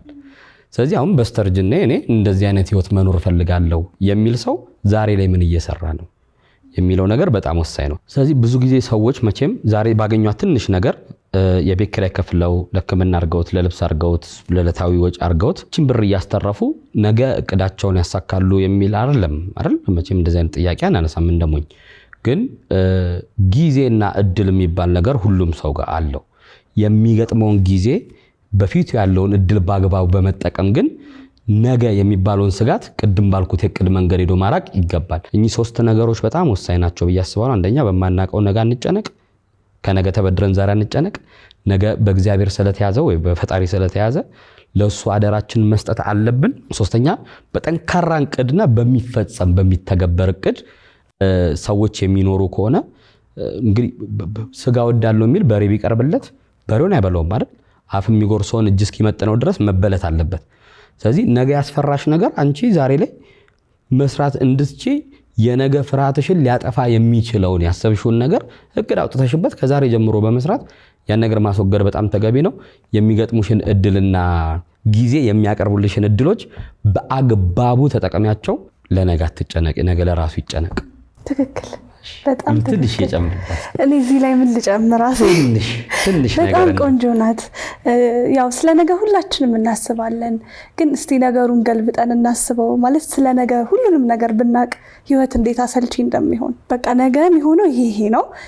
ነገ እንደዚህ አይነት ስራ ታገኛለሽ፣ እንደዚህ አይነት ባል፣ እንደዚህ አይነት ልጆች፣ እስከ መጨረሻ ያለው ነገር ኩልል ብሎ ቢታየን ህይወት ምን ያህል አሰልቺ እንደምትሆን እና የመኖር ውበቱ ሁሉም ነገር በግልጽ አለመቀመጡና አለመታየቱ ነውና ትንሽ ሀሳብ ቆንጆ ናት። የሆነ ትንሽ እርግጠኛ ለመሆን ትንሽ መጨነቅ ቆንጆ ነው። ህይወት እንዲያምር ለስራ ያበረታታል፣ ለመኖር ለመጠንከር፣ ብዙ ለማሰብ ከፈጣሪ ጋርም ያለን ኮኔክሽን ይሄ እምነት የምንለው ተስፋ የምንለው ነገር እንዲጠነክር ግዴታ በነገሮች እርግጠኛ አለመሆን አለብን።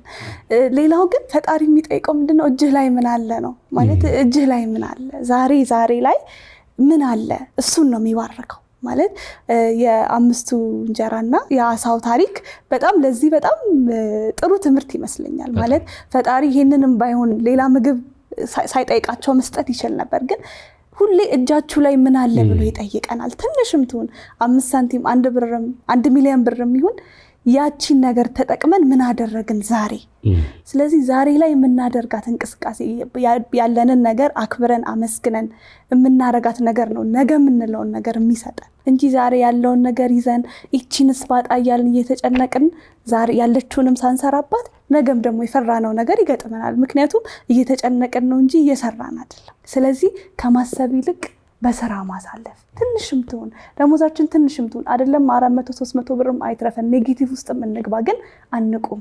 እጃችን ላይ ያለችውን ነገር ይዘን ጠንክረን ለነገ ማሰብ መልካም ነው፣ ግን ለነገ መጨነቅ ግን ከዛሬ ያጎለናል። ስለዚህ ለነገም የሚያደርሰን ዛሬ ሰራነው ስራ ነው። ስለዚህ ያለንን እጃችን ላይ ያለንን ነገር ወደን ተቀብለን አመስግነን ስንሰራ ነገ ለምንለው ነገርም እንደርሳለን። ምንም ጥያቄ የለውም። እና ነገ ባንደርስም ዛሬ መልካም ነው። በቃ ዛሬን በፍቅር መኖር፣ ዛሬን በደስታ መኖር፣ ዛሬን በምስጋና መኖር ትልቅ ሀብት፣ ትልቅ ስኬት ነው። እና ነገ ማን ይድረስ ማን ይውደቅ አናውቅም። ብቻ ግን ከዛሬ ጋር ግን በሰላም መኖር ትልቁ የህይወት ጣዕም ነው ብዬ አስባለሁ። እና እኔ መጨመራት እቺ ናት። አሁን ነገ ቢሳካልሽ ዛሬ ሻናደድሽ ምን ሆኜ ነው ትላንትና የተቆጨሁት ብለሽ በጣም ስለዚህ ዛሬያችንን አንጣው ኖረ ነው ትንሽ ለነገ አስበንለት ማለት ለምሳሌ አመት ራሱን ሲቀየር 5 ቀን ያስባል አይደል? ቋግሜ ተበላለችና ትክክል። በቀን ውስጥ ዛሬን ስትኖሪ ለነገ ደግሞ ትንሽ ማሰቢያ ትንሽ ከተሰጥቶ ለዛሽ ነገር አስቦ እንጂ የስሙኒ ዶሮማ አንድ ብር ገመድ ይዛብን አትጥፋ። በትክክል ነው። እውነት ነው። ታችን አትፍቀጂ። ነገ ሊሆንም ላይሆንም በሚችል ጉዳይ የሆነውን ዛሬያችንን ባናጣው መልካም ነውና በየቤታችን የምናይ ሰዎች ነገ እስር አድርጎ ያስቀመጠን ዛሬ እንዳንራመድ ያደረገን አንዳንዱ የከተማ መናኝ ይሆናል ነገን ፍራቻና እንዲህ አይነት ነገሮች ካሉ ግድ የለም ዛሬ ካልሰራንበት ነገ አንደርስበትም። ዛሬ ካልኖር ነው ዛሬ በቃ መሰረት ነው የነገ መሰረት ስለሆነ የትላንትና መሰረት አር ዛሬ ያኖረን። ስለዚህ ዛሬ መሰረት ነው ነገር የሚያኖረን። በእርግጠኝነት ከአመታት በፊት ዛሬ ይቺን ፕሮግራም የሚያዩ ሰዎች ይቺን ቀን በእቅዳቸውም በሐሳባቸውም አልነበረችም፣ ግን ተሰጠቻቸው። ስጦታ ነች። እቺን ስጦታ በአግባቡ በመጠቀም መኖር አለባቸው ለማለት ያክል ነው። በጣም እናመሰግናለን። ጥሩ ጥያቄ ነው። ወደ መጨረሻው ጥያቄ እንሄድ። የመጨረሻ ጥያቄያችን አቶ ዮሐንስ ይባላል። እንግዲህ ዮሐንስ የጠየቀን ደግሞ አሁናዊ ስለአሁን ስላሉ ሁኔታዎች አሁን እየተፈጠሩ ያሉ በፖለቲካ ማህበራዊ የተለያየ ችግር ላይ መሰረት ያደረገ ጥያቄ ነው የጠየቀንና አሁናዊ ሁኔታዎች ዛሬን በደንብ እንዳንኖር ዛሬ ላይ በደንብ እንድንጨነቅ እያደረጉን ነው እና ከዚህ ጭንቀት እንዴት መለቀቅ እንችላለን የሚል ጥያቄ ነው የጠየቀን። ይሄ ትንሽ ከበድ ያለ ጥያቄ ነው፣ ነገር ግን የሁላችንም ጥያቄ ነው። በተለይ ይሄ ጥያቄ አሁን አይመለከተኝም የሚል ያለ አይመስለኝም። ከትልቅ እስከ ትንሹ በጾታ ከወንድ እስከ ሴቱ ሁሉም ሰው በሚያየው በሚሰማው ነገር በጣም ከፍተኛ የሆነ ጭንቀት ውስጥ ይገባል። በዓለም አቀፍ ደረጃ ያሉ ዜናዎች ለጆሮአችን ዛሬ ቅርብ ናቸው። በዕለት ተዕለት ውጭ የሚደረጉት ነገሮች ሳይውሉ ሳያድሩ ተጽዕኗቸው ቤታችን ስለሚገቡ እና ቋለን የቅርብ ጊዜ ትዝታ ነው አይደል? ነዳጅ ጦርነት ተደረገ ተብሎ ነዳጅ ጠፍቶ ስንት ቤት ውስጥ ቀውስ እንደተፈጠረ ሁላችንም ምስክሮች ነንና እንግዲህ ይሄ ጭንቀት የሁሉም በመሆኑ እንደውም በአገር አቀፍ ደረጃ በቅርብ የሰማው ጥናት ምንድነው በኢትዮጵያ ውስጥ ከ28% በላይ እንደውም አንዳንድ ጊዜ እስከ 35 የሚያሳድጉት አሉ አይደል? የአእምሮ እክል አለ ማህበረሰቡ ላይ ተብሎ ይነገራል። በእርግጥ እንደሚሰማው እንደሚታየው መጠበቁ በራሱ ህዝቡ ያስደንቃል። መጠበቁ በራሱ ማለት አስዩ እስኪ ከ130 140 ሚሊዮን ህዝብ በላይ ባላት አገራችን ኢትዮጵያ ውስጥ አንድ ነው አይደል የአእምሮ ህሙማን መርጃ ማዕከል ያለው አማኑኤል የምንለው እሱ መሀል መርካቶ ዋና ማበጃው ቦታ ነው አይደል? አሁን ደም ጥሩ እየተስፋፋ ነው። አሁን ትንሽ እየተስፋፋ ነው። አይ ዋና የምንለው እዛ ነውና በውጭ ያሉት አልታመሙም ማለት ግን አይደለም። በቃ በብዙ ነገር ተጠብቀው ነው ያሉት። እንደውም እንደ ጨዋታም አድርገው አንድ ቦታ ሲናገሩ ምን ሰማው አንዱ ዛ የአማኑኤል የአእምሮ ህሙማን መርጃ ማዕከል ውስጥ ባጥር ላይ ያያላል ወደ ውጭ እና ባጥር ላይ ያየ አንዱ ሲያልፍ ምን ብሎ ይጠይቋል? እኔ የምልህ ውስጥ ስንት ናችሁ ብዶች ይሏል ያንን ታማሚና ያ ሰውዬ ምን ብሎ መለሰለት? ውጪ ስንት ናችሁ ጤነኞች? እውነት ነው። እና ውጪ ስንት ነን ጤነኞች የሚለው ነገር በጣም አሳሳቢ ነው። ስለዚህ የወንድማችን ዮሐንስ ጥያቄ የኔም የሁላችንም ጥያቄ ነው የሚሆነው። ምላሹም ያ ሁላችንም ጋር አለ። ትልቁ ጥያቄ የሚያስጨንቁ ነገሮች በጣም ተጽዕኖ እየፈጠሩብኝ ነው ከኔ ምሩ የሚጠበቀው ይመስለኛል። አሁን ችግርን ብዙ ጊዜ በማቀንቀን ችግር ካልተፈታ ስለዛ ጉዳይ መላልሶ በመናገር ያ ጉዳይ ካራቀ የሚሻለው ራስን መስራት ነው። እና አንድ ሰውዬ እንደውም ተነሳና በቃ ዓለምን መቀየር አለብኝ አላሉ። በጣም ችግር ሲያይ ዓለምንማ ቀይራታለሁ ብሎ ተነሳ። ሞከራ አቃተው። ቢያንስ አፍሪካ ልሞክር አላ ሞከራ አሁንም አቃተው። እሺ ቢያንስ ኢትዮጵያ እሷ አታቅተኝም ብሎ ኢትዮጵያን ለመቀየር ተነሳ። አሁንም አቃተው። እሺ ቢያንስ የሰፈር ሰው ልቀይር ብሎ ሰፈርም ሲሞክር አቃተው። እሺ ቢያንስ በቃ የመጨረሻ ቤተሰቡን ከቁጥጥር ውጭ ነው እና መጨረሻ ያገኘው ራሴ። ስለዚህ ለእንዲህ አይነት ጭንቀቶች ትልቁ መድኃኒት ራስ ላይ መስራት ራስን መቀየር ነው። ኦኬ ኢትዮጵያ ውስጥ በጣም ትልቅ ችግር አለ፣ ግን እኔ ባለሁበት ቦታ ላይ ለዛ ችግር ምን አድርጌያለሁ? ያ ችግር እኔ ጋር እንዳይንጸባረቅ ምን አድርጌያለሁ ብሎ ራስ ላይ መስራት በጣም ወሳኝ ነው። ራስ ላይ ለመስራት ደግሞ እኔ 3 ነገሮችን እመክራለሁ። መጽሐፍት የሚመክሩት እሱ ስለሆነ የዳዊት መዝሙር ላይ የመጀመሪያው ምዕራፍ ላይ 3 ነገር ያደረገ በጣም ይድናል ተብሎ ይታሰባል። በጣም ራስን ከመጠየቅ ማለት ነው። የመጀመሪያው በክፎች ምክር አለመሄድ ነው። ስለዚህ ክፎች አገር የሚጠፋበት፣ ህዝብ የሚሸበርበት፣ ወገን የሚረታበት ነገር ሲገጥመው በእነሱ ምክር አለመሄድ። ስለዚህ ቀናውን ምክር በመምረጥ ራስን ቢያንስ በእንደዚህ አይነት ነገር እንዳንጨነቅ ማድረግ እንችላለን። ሁለተኛ በኃጢአተኞች መንገድ ላይ አለመቆም ነው። ስለዚህ ዛሬ ህዝብ ለመግደል ህዝብ ለማጥፋት እኛን የሚጠቀሙ አሉ። ስለዚህ ቪታሚን ኤን ይባላል አይደል? በቀን ውስጥ ኖ ማለት መቻል አለብን አይደል? አንድ ቀን ሆድ ተነሳና ጠርሙስ መብላት አማረኝ አላሉ እና ጉሮሮ ጠየቀው ቤት አሳልፈ ልበላ እኔን ቀደህ ነው ወይ እኔን አርደህ ነው ወይ ማለት አለብን። ስለዚህ አንተ ለተጨነክበት ጉዳይ ጥንስሱ ይታወቃል። የቱ ጋር ተጠንስሶ አገር እንደሰከረች ይታወቃል። ስለዚህ ጥንስሱ ባንተ በኩል ግን አሂር ነው። አገር እንድትበጠበጥ ዓለም እንድትበጠበጥ እኔ ምክንያት አሉን። ስለዚህ በኃጢአተኞች መንገድ ላይ አለመቆም በጣም ወሳኝ ነው። ሶስተኛና የመጨረሻው በፌዘኞች ወንበር ጋር ህብረት ውስጥ አለመቀላቀል ነው። ፌዘኞች ማለት የሚቀልዱ አሉ። ዛሬም ማለት በስደተኞች የሚቀልዱ አሉ፣ በረሃብተኞች የሚቀልዱ አሉ። እንዲህ አይነት ነገር የሚቀልድበት አይደለም። ስለዚህ በሀገር ሰላም የሚቀልዱ አሉ። እስክናጣው አይደል የሚገባን? እስክናጣው ድረስ መጫወቻ ነው የምናደርገው። ስናጣው ነው ዋጋው የሚገባና በቃ ቀልደኛ ማለት በቃ በማይቀልደው የሚቀልዱ አሉ። በፈጣሪ ጭምር የሚቀልዱ አሉ፣ በሀገር ሰላም የሚቀልዱ አሉ፣ በወገን አንድነት የሚቀልዱ አሉ፣ በማህበረሰብ እሴት የሚቀልዱ አሉ። እዚህ ከእንደነዚህ አይነት ሰዎች ርቆ የማንደራደርበትን ብሌናችንን ፍለፊት ማሳየት በጣም ወሳኝ ነው። በቃ ይሄ የዓይናችን ብሌን ነው ብሎ መናገር በጣም ወሳኝ ነው ብዬ አምናለሁ። ለእንደነዚህ አይነት ነገሮች ሁሉ ግን በቃ ትልቁ መሸረቢያው ማናችንም ከፈጣሪያችን ጋር ያለንን ግንኙነት ማቅናት ነው። ፈጣሪያችን ያለው ግልጽ ነገር ነው አይደል? ምናልባት እኛ ቀደም 10 መንገዶች 2 መንገዶች 3 መንገዶች እንላለን እንጂ ነገርየውን ወስደህ በፈጣሪ እሳትነት ብትፈትነው ሸክም አለብህ። እንግዲህ ጭንቀት ነው አይደል? ጭን ነው ኦሬዲ የተጫነ ነገር ነው። ስለዚህ ያ የከበደን የተጫነን ነገር ፈጣሪ ጋር ሲመጣ ይሄ ሸክም የሚቀልበት 10 መንገዶች እነዚህ ናቸው የሚል አማላይ ሐሳቦች አይደለም የሚሰጥ። ሸክም ከከበደ በቃ ወደ እኔ ኑ ነው። እና ሁሉም ሰው ወደሚያምነው አምላክ በመጠጋት ዛሬን ማለፍ ግን ይችላል። ከሚያምነው አምላክ ጋር በመጣበቅ የዛሬ ጭንቀቱን ግን ማቅለል በጣም ይችላል ብዬ አስባለሁና እንደማጠቃለያም እንዲሆነን ሐሳባችን እየጨረስን ስለሆነ መቼም ውሻ ትወጃለሽ ልዬ? በጣም ውሻ ትወዳላችሁ? በእውነት እኔ ውሻ መውደድ ከሚፈልጉ ወገን ነኝ። ግን እንዲህ ሲጠጉኝ ምናምን መውደድ እፈልጋለሁ እንዳይነክሱኝ ምናምን ተነክሻለሁ በልጅነቴና ለዛ ይመስለኝ የፈራሁትና በጣም የሚገርማችሁ እንደው መዝጊያ መልእክታችን ይሄ አይደለ? ሰዎች ከሚያምኑት እምነት ጋር በጣም ተራርቀናል። በፈጣሪያችን ጋር በነገሮች ኩዴታ ፈጻሚዎች ነን፣ መፈንቀለ ፈጣሪ ፈጻሚዎች ነን።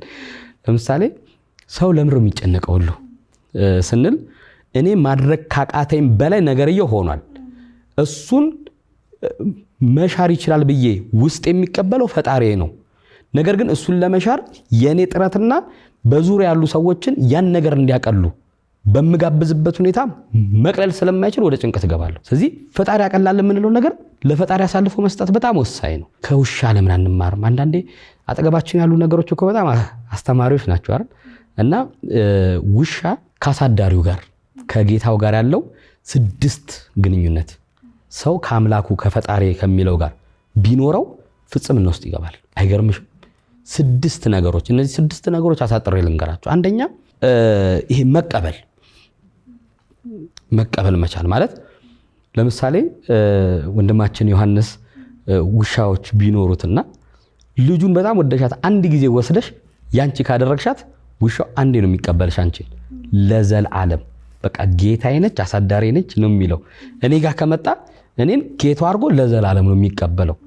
ስለዚህ የመቀበል ሁኔታኛ ጋር ብዙ ያለ አይመስለኝም። ልክ መከራ ሲፈትነው ሰው ሲጠይቀው ይመልሳል። መከራ ሲጠይቀው ግን እሱ ነው ምላሽ መስጠት የሚፈልገው። አንዳንድ መከራዎችን ግን ወደ መላሽ አምላክ ማሻገር በቃ ለተጠራሁበት አምላክ ራሴን ሰጥቼ በቃ የሱ ነኝ ብሎ አሳልፎ መስጠት ከውሻ በጣም መማር አለብን ብዬ አስባለሁ። መቀበል በቃ ጌታውን አንድ ጊዜ ነው የተቀበለው። ውሻ 10 ጊዜ አይቀበልም ጌታውን። አንዴ ከተቀበለ በኋላ አይጠይቅም። ሲቀበልም ደግሞ ዘርሽን አይጠይቅም ውሻ አይደል? አይ ዘርሽ አልተመቸኝምና አይልም። ብሔርሽን አይጠይቅም፣ ጾታ አይጠይቅም። አንድ ጊዜ ራሱን ከሰጠ ሰጠ ነው ውሻ። የመጀመሪያው ከውሻ የምንማረው ጸባይ መቀበል ነው። ሁለተኛ ጠባቂነት በጣም ነው የሚደንቀኝ። ለምሳሌ ወንድማችን አዳነ ውሻ ቢኖርህ አንተ በር ላይ ሆኖ እኛ ስናልፍ ከኛ ምንም አይጠብቅም። አዳነ እኛ ምግብ ይዘን እያለፍን ከኛ አይጠብቅም። ባዶ እጁን መጥቶ ግን ከሱ ይጠብቃል። ውሻ ከጌታው ብቻና ብቻ ነው የሚጠብቀው። አልተሰጠኝም ብሎ ወደ ሌላ ቦታ አይሄድም። እኛ ከመንገደኞች ሳይቀር ጠያቂዎች ነን። ከፍሻል። ስለዚህ ከውሻ እንዴት ጠባቂነትን መማር አንችልም አይደል? በለስ ባታፈራ፣ ከማድጋው ዱቄት ቢጎል፣ ከማሰሮ ዘይት ቢነጥብ፣ ኑሮዬ ባይሳካ እጠብቅሃለሁ ማለት እንዴት ያቅተናል? ስለዚህ ሰጠሹም አልሰጠሹም ውሻ ካንቺ ይጠብቃል። የሚገርምሽ እየበላሽ ትሰጠኛለሽ ብሎ ይጠብቃል አይደል? ብትጨርሹና ብታነሹ አይቀየም። ነገ ግን ትሰጠኛለሽ ብሎ ይጠብቃል። ስለዚህ ካንቺ እጅ ላይ ብቻና ብቻ ነው ውሻ ለዘላለም የሚጠብቀው። ጠባቂነትን ከውሻ መማር። ስለዚህ ይሄን ወደ ፈጣሪ እኛ የለንም አይደል? ከዛ ስናንስ ማለት ከጌታው በቃ ጌታው ፈጣሪው ነው ለውሻው። ስለዚህ እኛ በቃ ፈጣሪያችን ካለን ከፈጣሪያችን ብቻ የምንጠብቃቸው ነገሮች አሉ። ለምን ሰው ይጨነቃል ካለን ከፈጣሪ የሚቀበለውን ነገር ከሰው ስለሚጠብቅ በቃ ቀላል ከሰው እንጠብቃለን፣ እኛ እንጨነቃለን። ሌላው ታማኝነት ነው። በጣም ውሻ ታማኝ ነው። ያው ይሄን ማበራት አይጠበቅብኝም ማለት ባታበዩ አንድ ጊዜ ከተቀበለሽ በኋላ ጌታ አድርጎ ስለሚርበው የትም ቦታ ሄዶ ሊበላ ይችላል። ለቤትሽ ግን ታማኝ ነው። እስቲል ቤት ውስጥ ታማኝ ነው። ገፋሽም ብሎ የማያቄም እሷማ ብሎ አሳልፎ የማይሰጥሽ እንዲህ አይነት ታማኝነት ከውሻው ከተማር እኛ ስለ ፈጣሪ ታማኞች ነን። አንዳንዴ መስጠቱን ብቻ ሳይሆን ማሳጣቱንስ መከልከሉንስ ለፈጣሪ እንሰጠዋለን ወይ? እኛ ስናገኝ ፈጣሪ ያደረገልን፣ ስናጣ ደግሞ ሰይጣን ነሳልን። ግን አንዳንዴ በቃ ፈጣሪ ሰጠኝ ፈጣሪ ነሳኝ ወደሚል አንዳንዴ እኮ በፈጣሪ ዘንድ ድሮ ትዝ ይላችኋል እየተማርን ይሄ ምርጫ አማርኛ ስንፈተን ሀ ይሄ ነው ለይሄ ነው አመሯ ይሄ ነውና መግን መልሱ አልተሰጠም ይላል አይደል? እና አንዳንዴ መናክበበን ልክ እንሆናለን። መልሱ አልተሰጠም አንዳንዴ መልስ ሊሆን ይችላል። ስለዚህ ሰው በዚህ ልክ መታመን አለበት ፈጣሪው ጋር። ባይመለስልኝ እንኳን አለመመለሱ መልስ ነው ብሎ መታመን መቻል ሶስተኛው ነው። አራተኛ ፍቅር ነው። ፍቅር ስንል እንግዲህ ውሻን መተኸው ድጋሚ ቡቺ ስትለው ጭራውን ይቆላል እና ፍቅሩ አይናወጥም ማለት ካንተ የመነጭ አይደለም። ፍቅሩ በማድረግ ባለማድረግ አይደለም ፍቅሩን የሚገልጽልሽ። በቃ አንድ ጊዜ አፍቅሯል። እና በጣም ብዙ ሰዎች እንደውም ይሄ የውሻን ፍቅር ለማስረዳት በጣም ይቸገራሉ። ማለት ውሻ ምን አርጎ ተወደደ ስትል ምን አርጎ ተወደደ? መቼም አልበን ጠጥተነው አይደለም፣ አርደን በልተነው አይደለም፣ በሚሰጠው ፍቅር። ስለዚህ እሱ ለጌታው የሚሰጠው ፍቅር የማይቆራረጥ ነው። ጌታው ቢመታው ሂድ ከዚህ ብሎ ቢያባረው ውሻ ፍቅሩ አይቀየርም። እኛስ ፈጣሪያችን ጋር እንደዚህ ነው። እንኳን ሂዱ ብሎ ውሻ በበላበት ይጮሃል ነው የሚባለው። በበላበት ይጮሃል። እኛ ፈጣሪ አብልቶን ለሱ እንጮሃለን ወይ? አንገልጥም ፍቅራችንን አናሳ። የምር ግን እንወደዋለን ወይ? ምክንያቱም እኔን ከወደዳችሁ እርስ በርሳችሁ ተዋደዱ ከሆነ እርስ በርስ ከተጣላን አንወደውም። ስለዚህ በፍቅር እንኳን ከውሻ ስናንስ እናያለን። አምስተኛ ዘብነት ነው። ዘብ ነው፣ ሁልጊዜም ለቤት ጠባቂ ነው። ዘብነቱ አንድ ጊዜ አውቆሻል፣ ጠረንሽን ለይቷል አይደል? ስለዚህ ዘብ ነው፣ ላንቺ ይቆማል። ወዳጅ እንኳን ቢመጣ አንድ ጊዜ ይጮሃል ይባላል ውሻ። ምክንያቱም አለው እኮ ነው፣ ወዳጅም ቢሆን አይደፍርሽም ነው። ስለዚህ አንድ ጊዜ ጮህና ነቅቻለሁ፣ ስለዚህ አንቺም እንደው ወተሽው ከዛ ስትወጡ አይ ተው ካላችሁት ይተዋል። ወዳጅን እንኳን ስላንቺ አክብሮ ዝም ይላል። የፈለገ ወዳጅ ቢሆን እስኪ ወዳጅሽን ካሽ ያኔ እኔን አርገኝ ነው የሚለው አይደል ውሻ። ዘብ ነው፣ ሁል ጊዜ ጠባቂሽ ነው። የሚገርምሽ ስለዚህ ምን ፈልጎ ዘብሽ ሆነ? አንዳንድ ጊዜ በጣም የሚገርማችሁ እነዚህ ጎዳና ላይ የሚያድሩ ወገኖቻችን አሉ አይደል? ከነሱ ጋር 5-6 ውሾች አብሯቸው ሲጠብቋቸው ታያለ። በጣም ማንም ሰው ሌሊት መጥቶ ሲነካቸው ውሾቹ ናቸው ሪያክት የሚያደርጉት። በጣም ዘቦች ናቸው። እና ዘብነታቸው እስከምን መሰለሽ አያሙሽም። የሆነ ነገር ብታጎይባቸው ልጅሽ እኮ ያማሻል አይደል? ልጅሽ ያማሻል። ወደ 6ኛው የውሻ ባህሪ ተሻግረን እሱን ከፈጣሪ ጋር ብናረገው ምልሽ ውሻ ባረግንበት ይኖራል።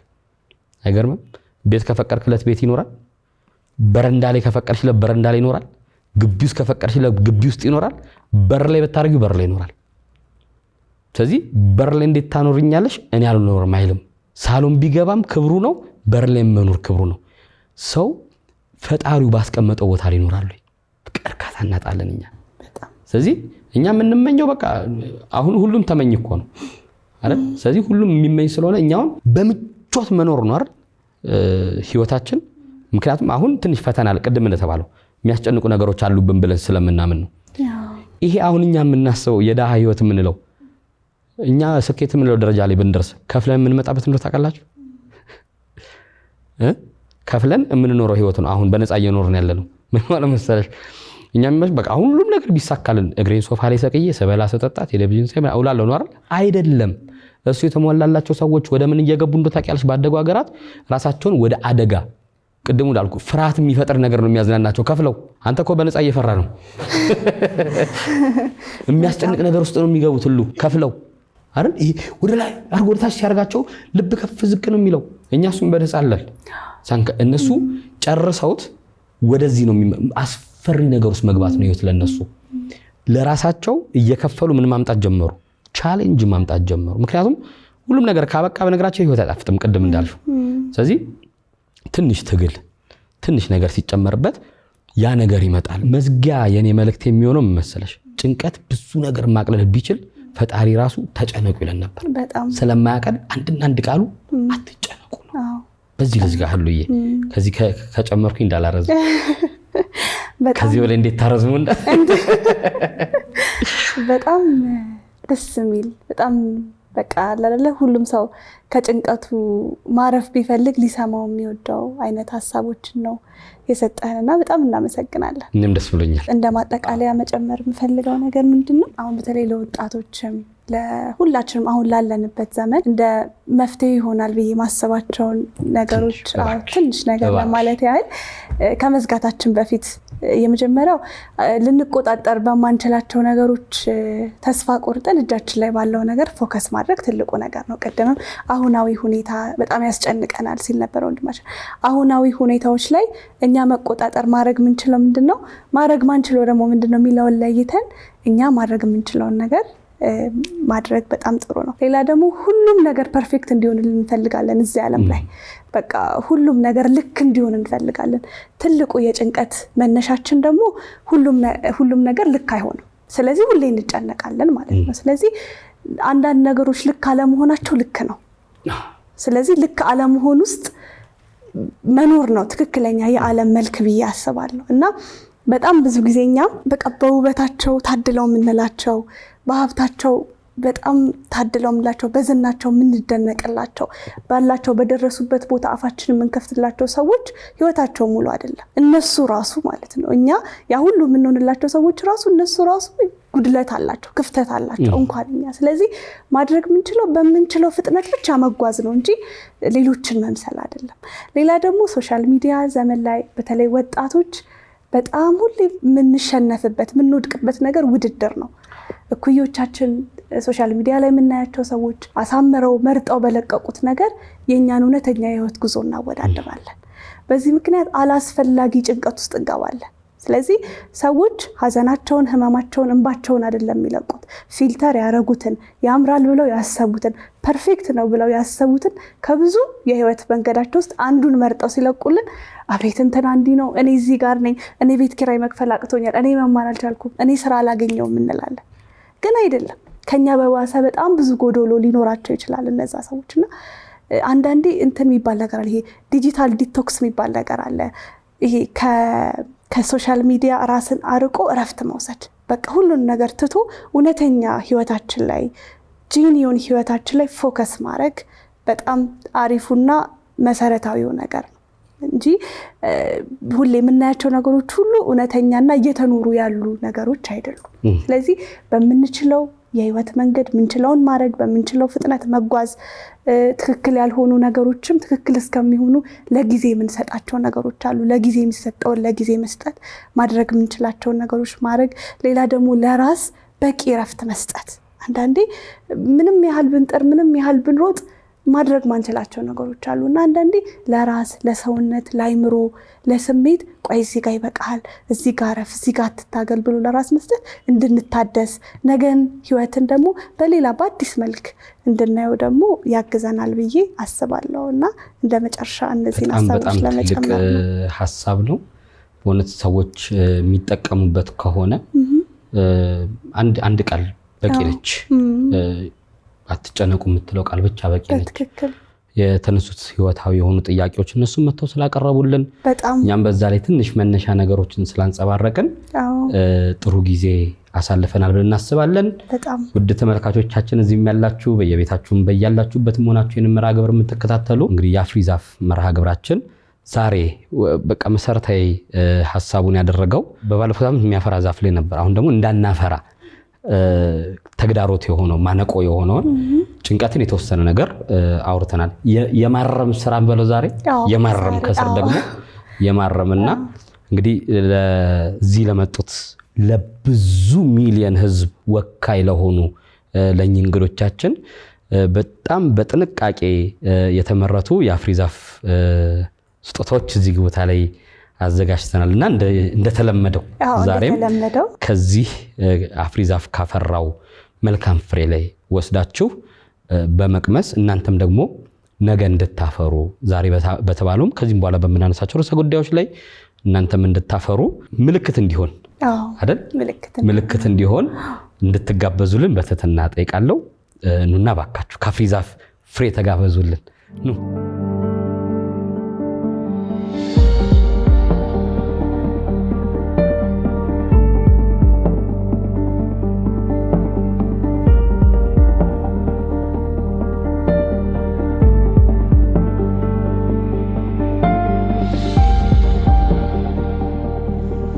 በጣም እናመሰግናለን። እንግዲህ ያው የያዛችሁት ፍሬ መልካም ዛፍ በመሆኑ እሱም ተወዷል አይደል?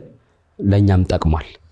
ስለዚህ ጭንቀታችን አስወግደን ሌሎች ፍሬዎቻችንን በማብዛት ለኛም ተወዳጅ እንሆናለን፣ ለሌሎችም እንተርፍ እንሆናለን። የዚህ መርሃ ግብር ዋና ዓላማ ይሄ ነው። ጥሩ ጊዜ እንዳሳለፍን ተስፋ አደርጋለሁ። ልዬ በጣም ደስ ብሎኛል።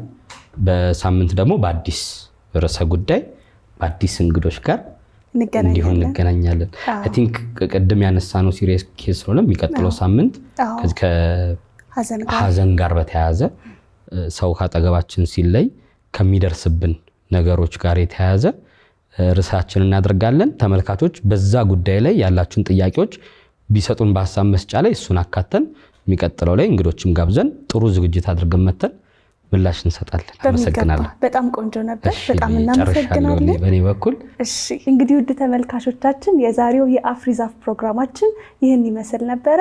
ጭንቀትን ርዕስ አድርገን ተወያይተናል። ፍሬያማ እንደነበረ እንደተጠቀማችሁበት ተስፋ እናደርጋለን።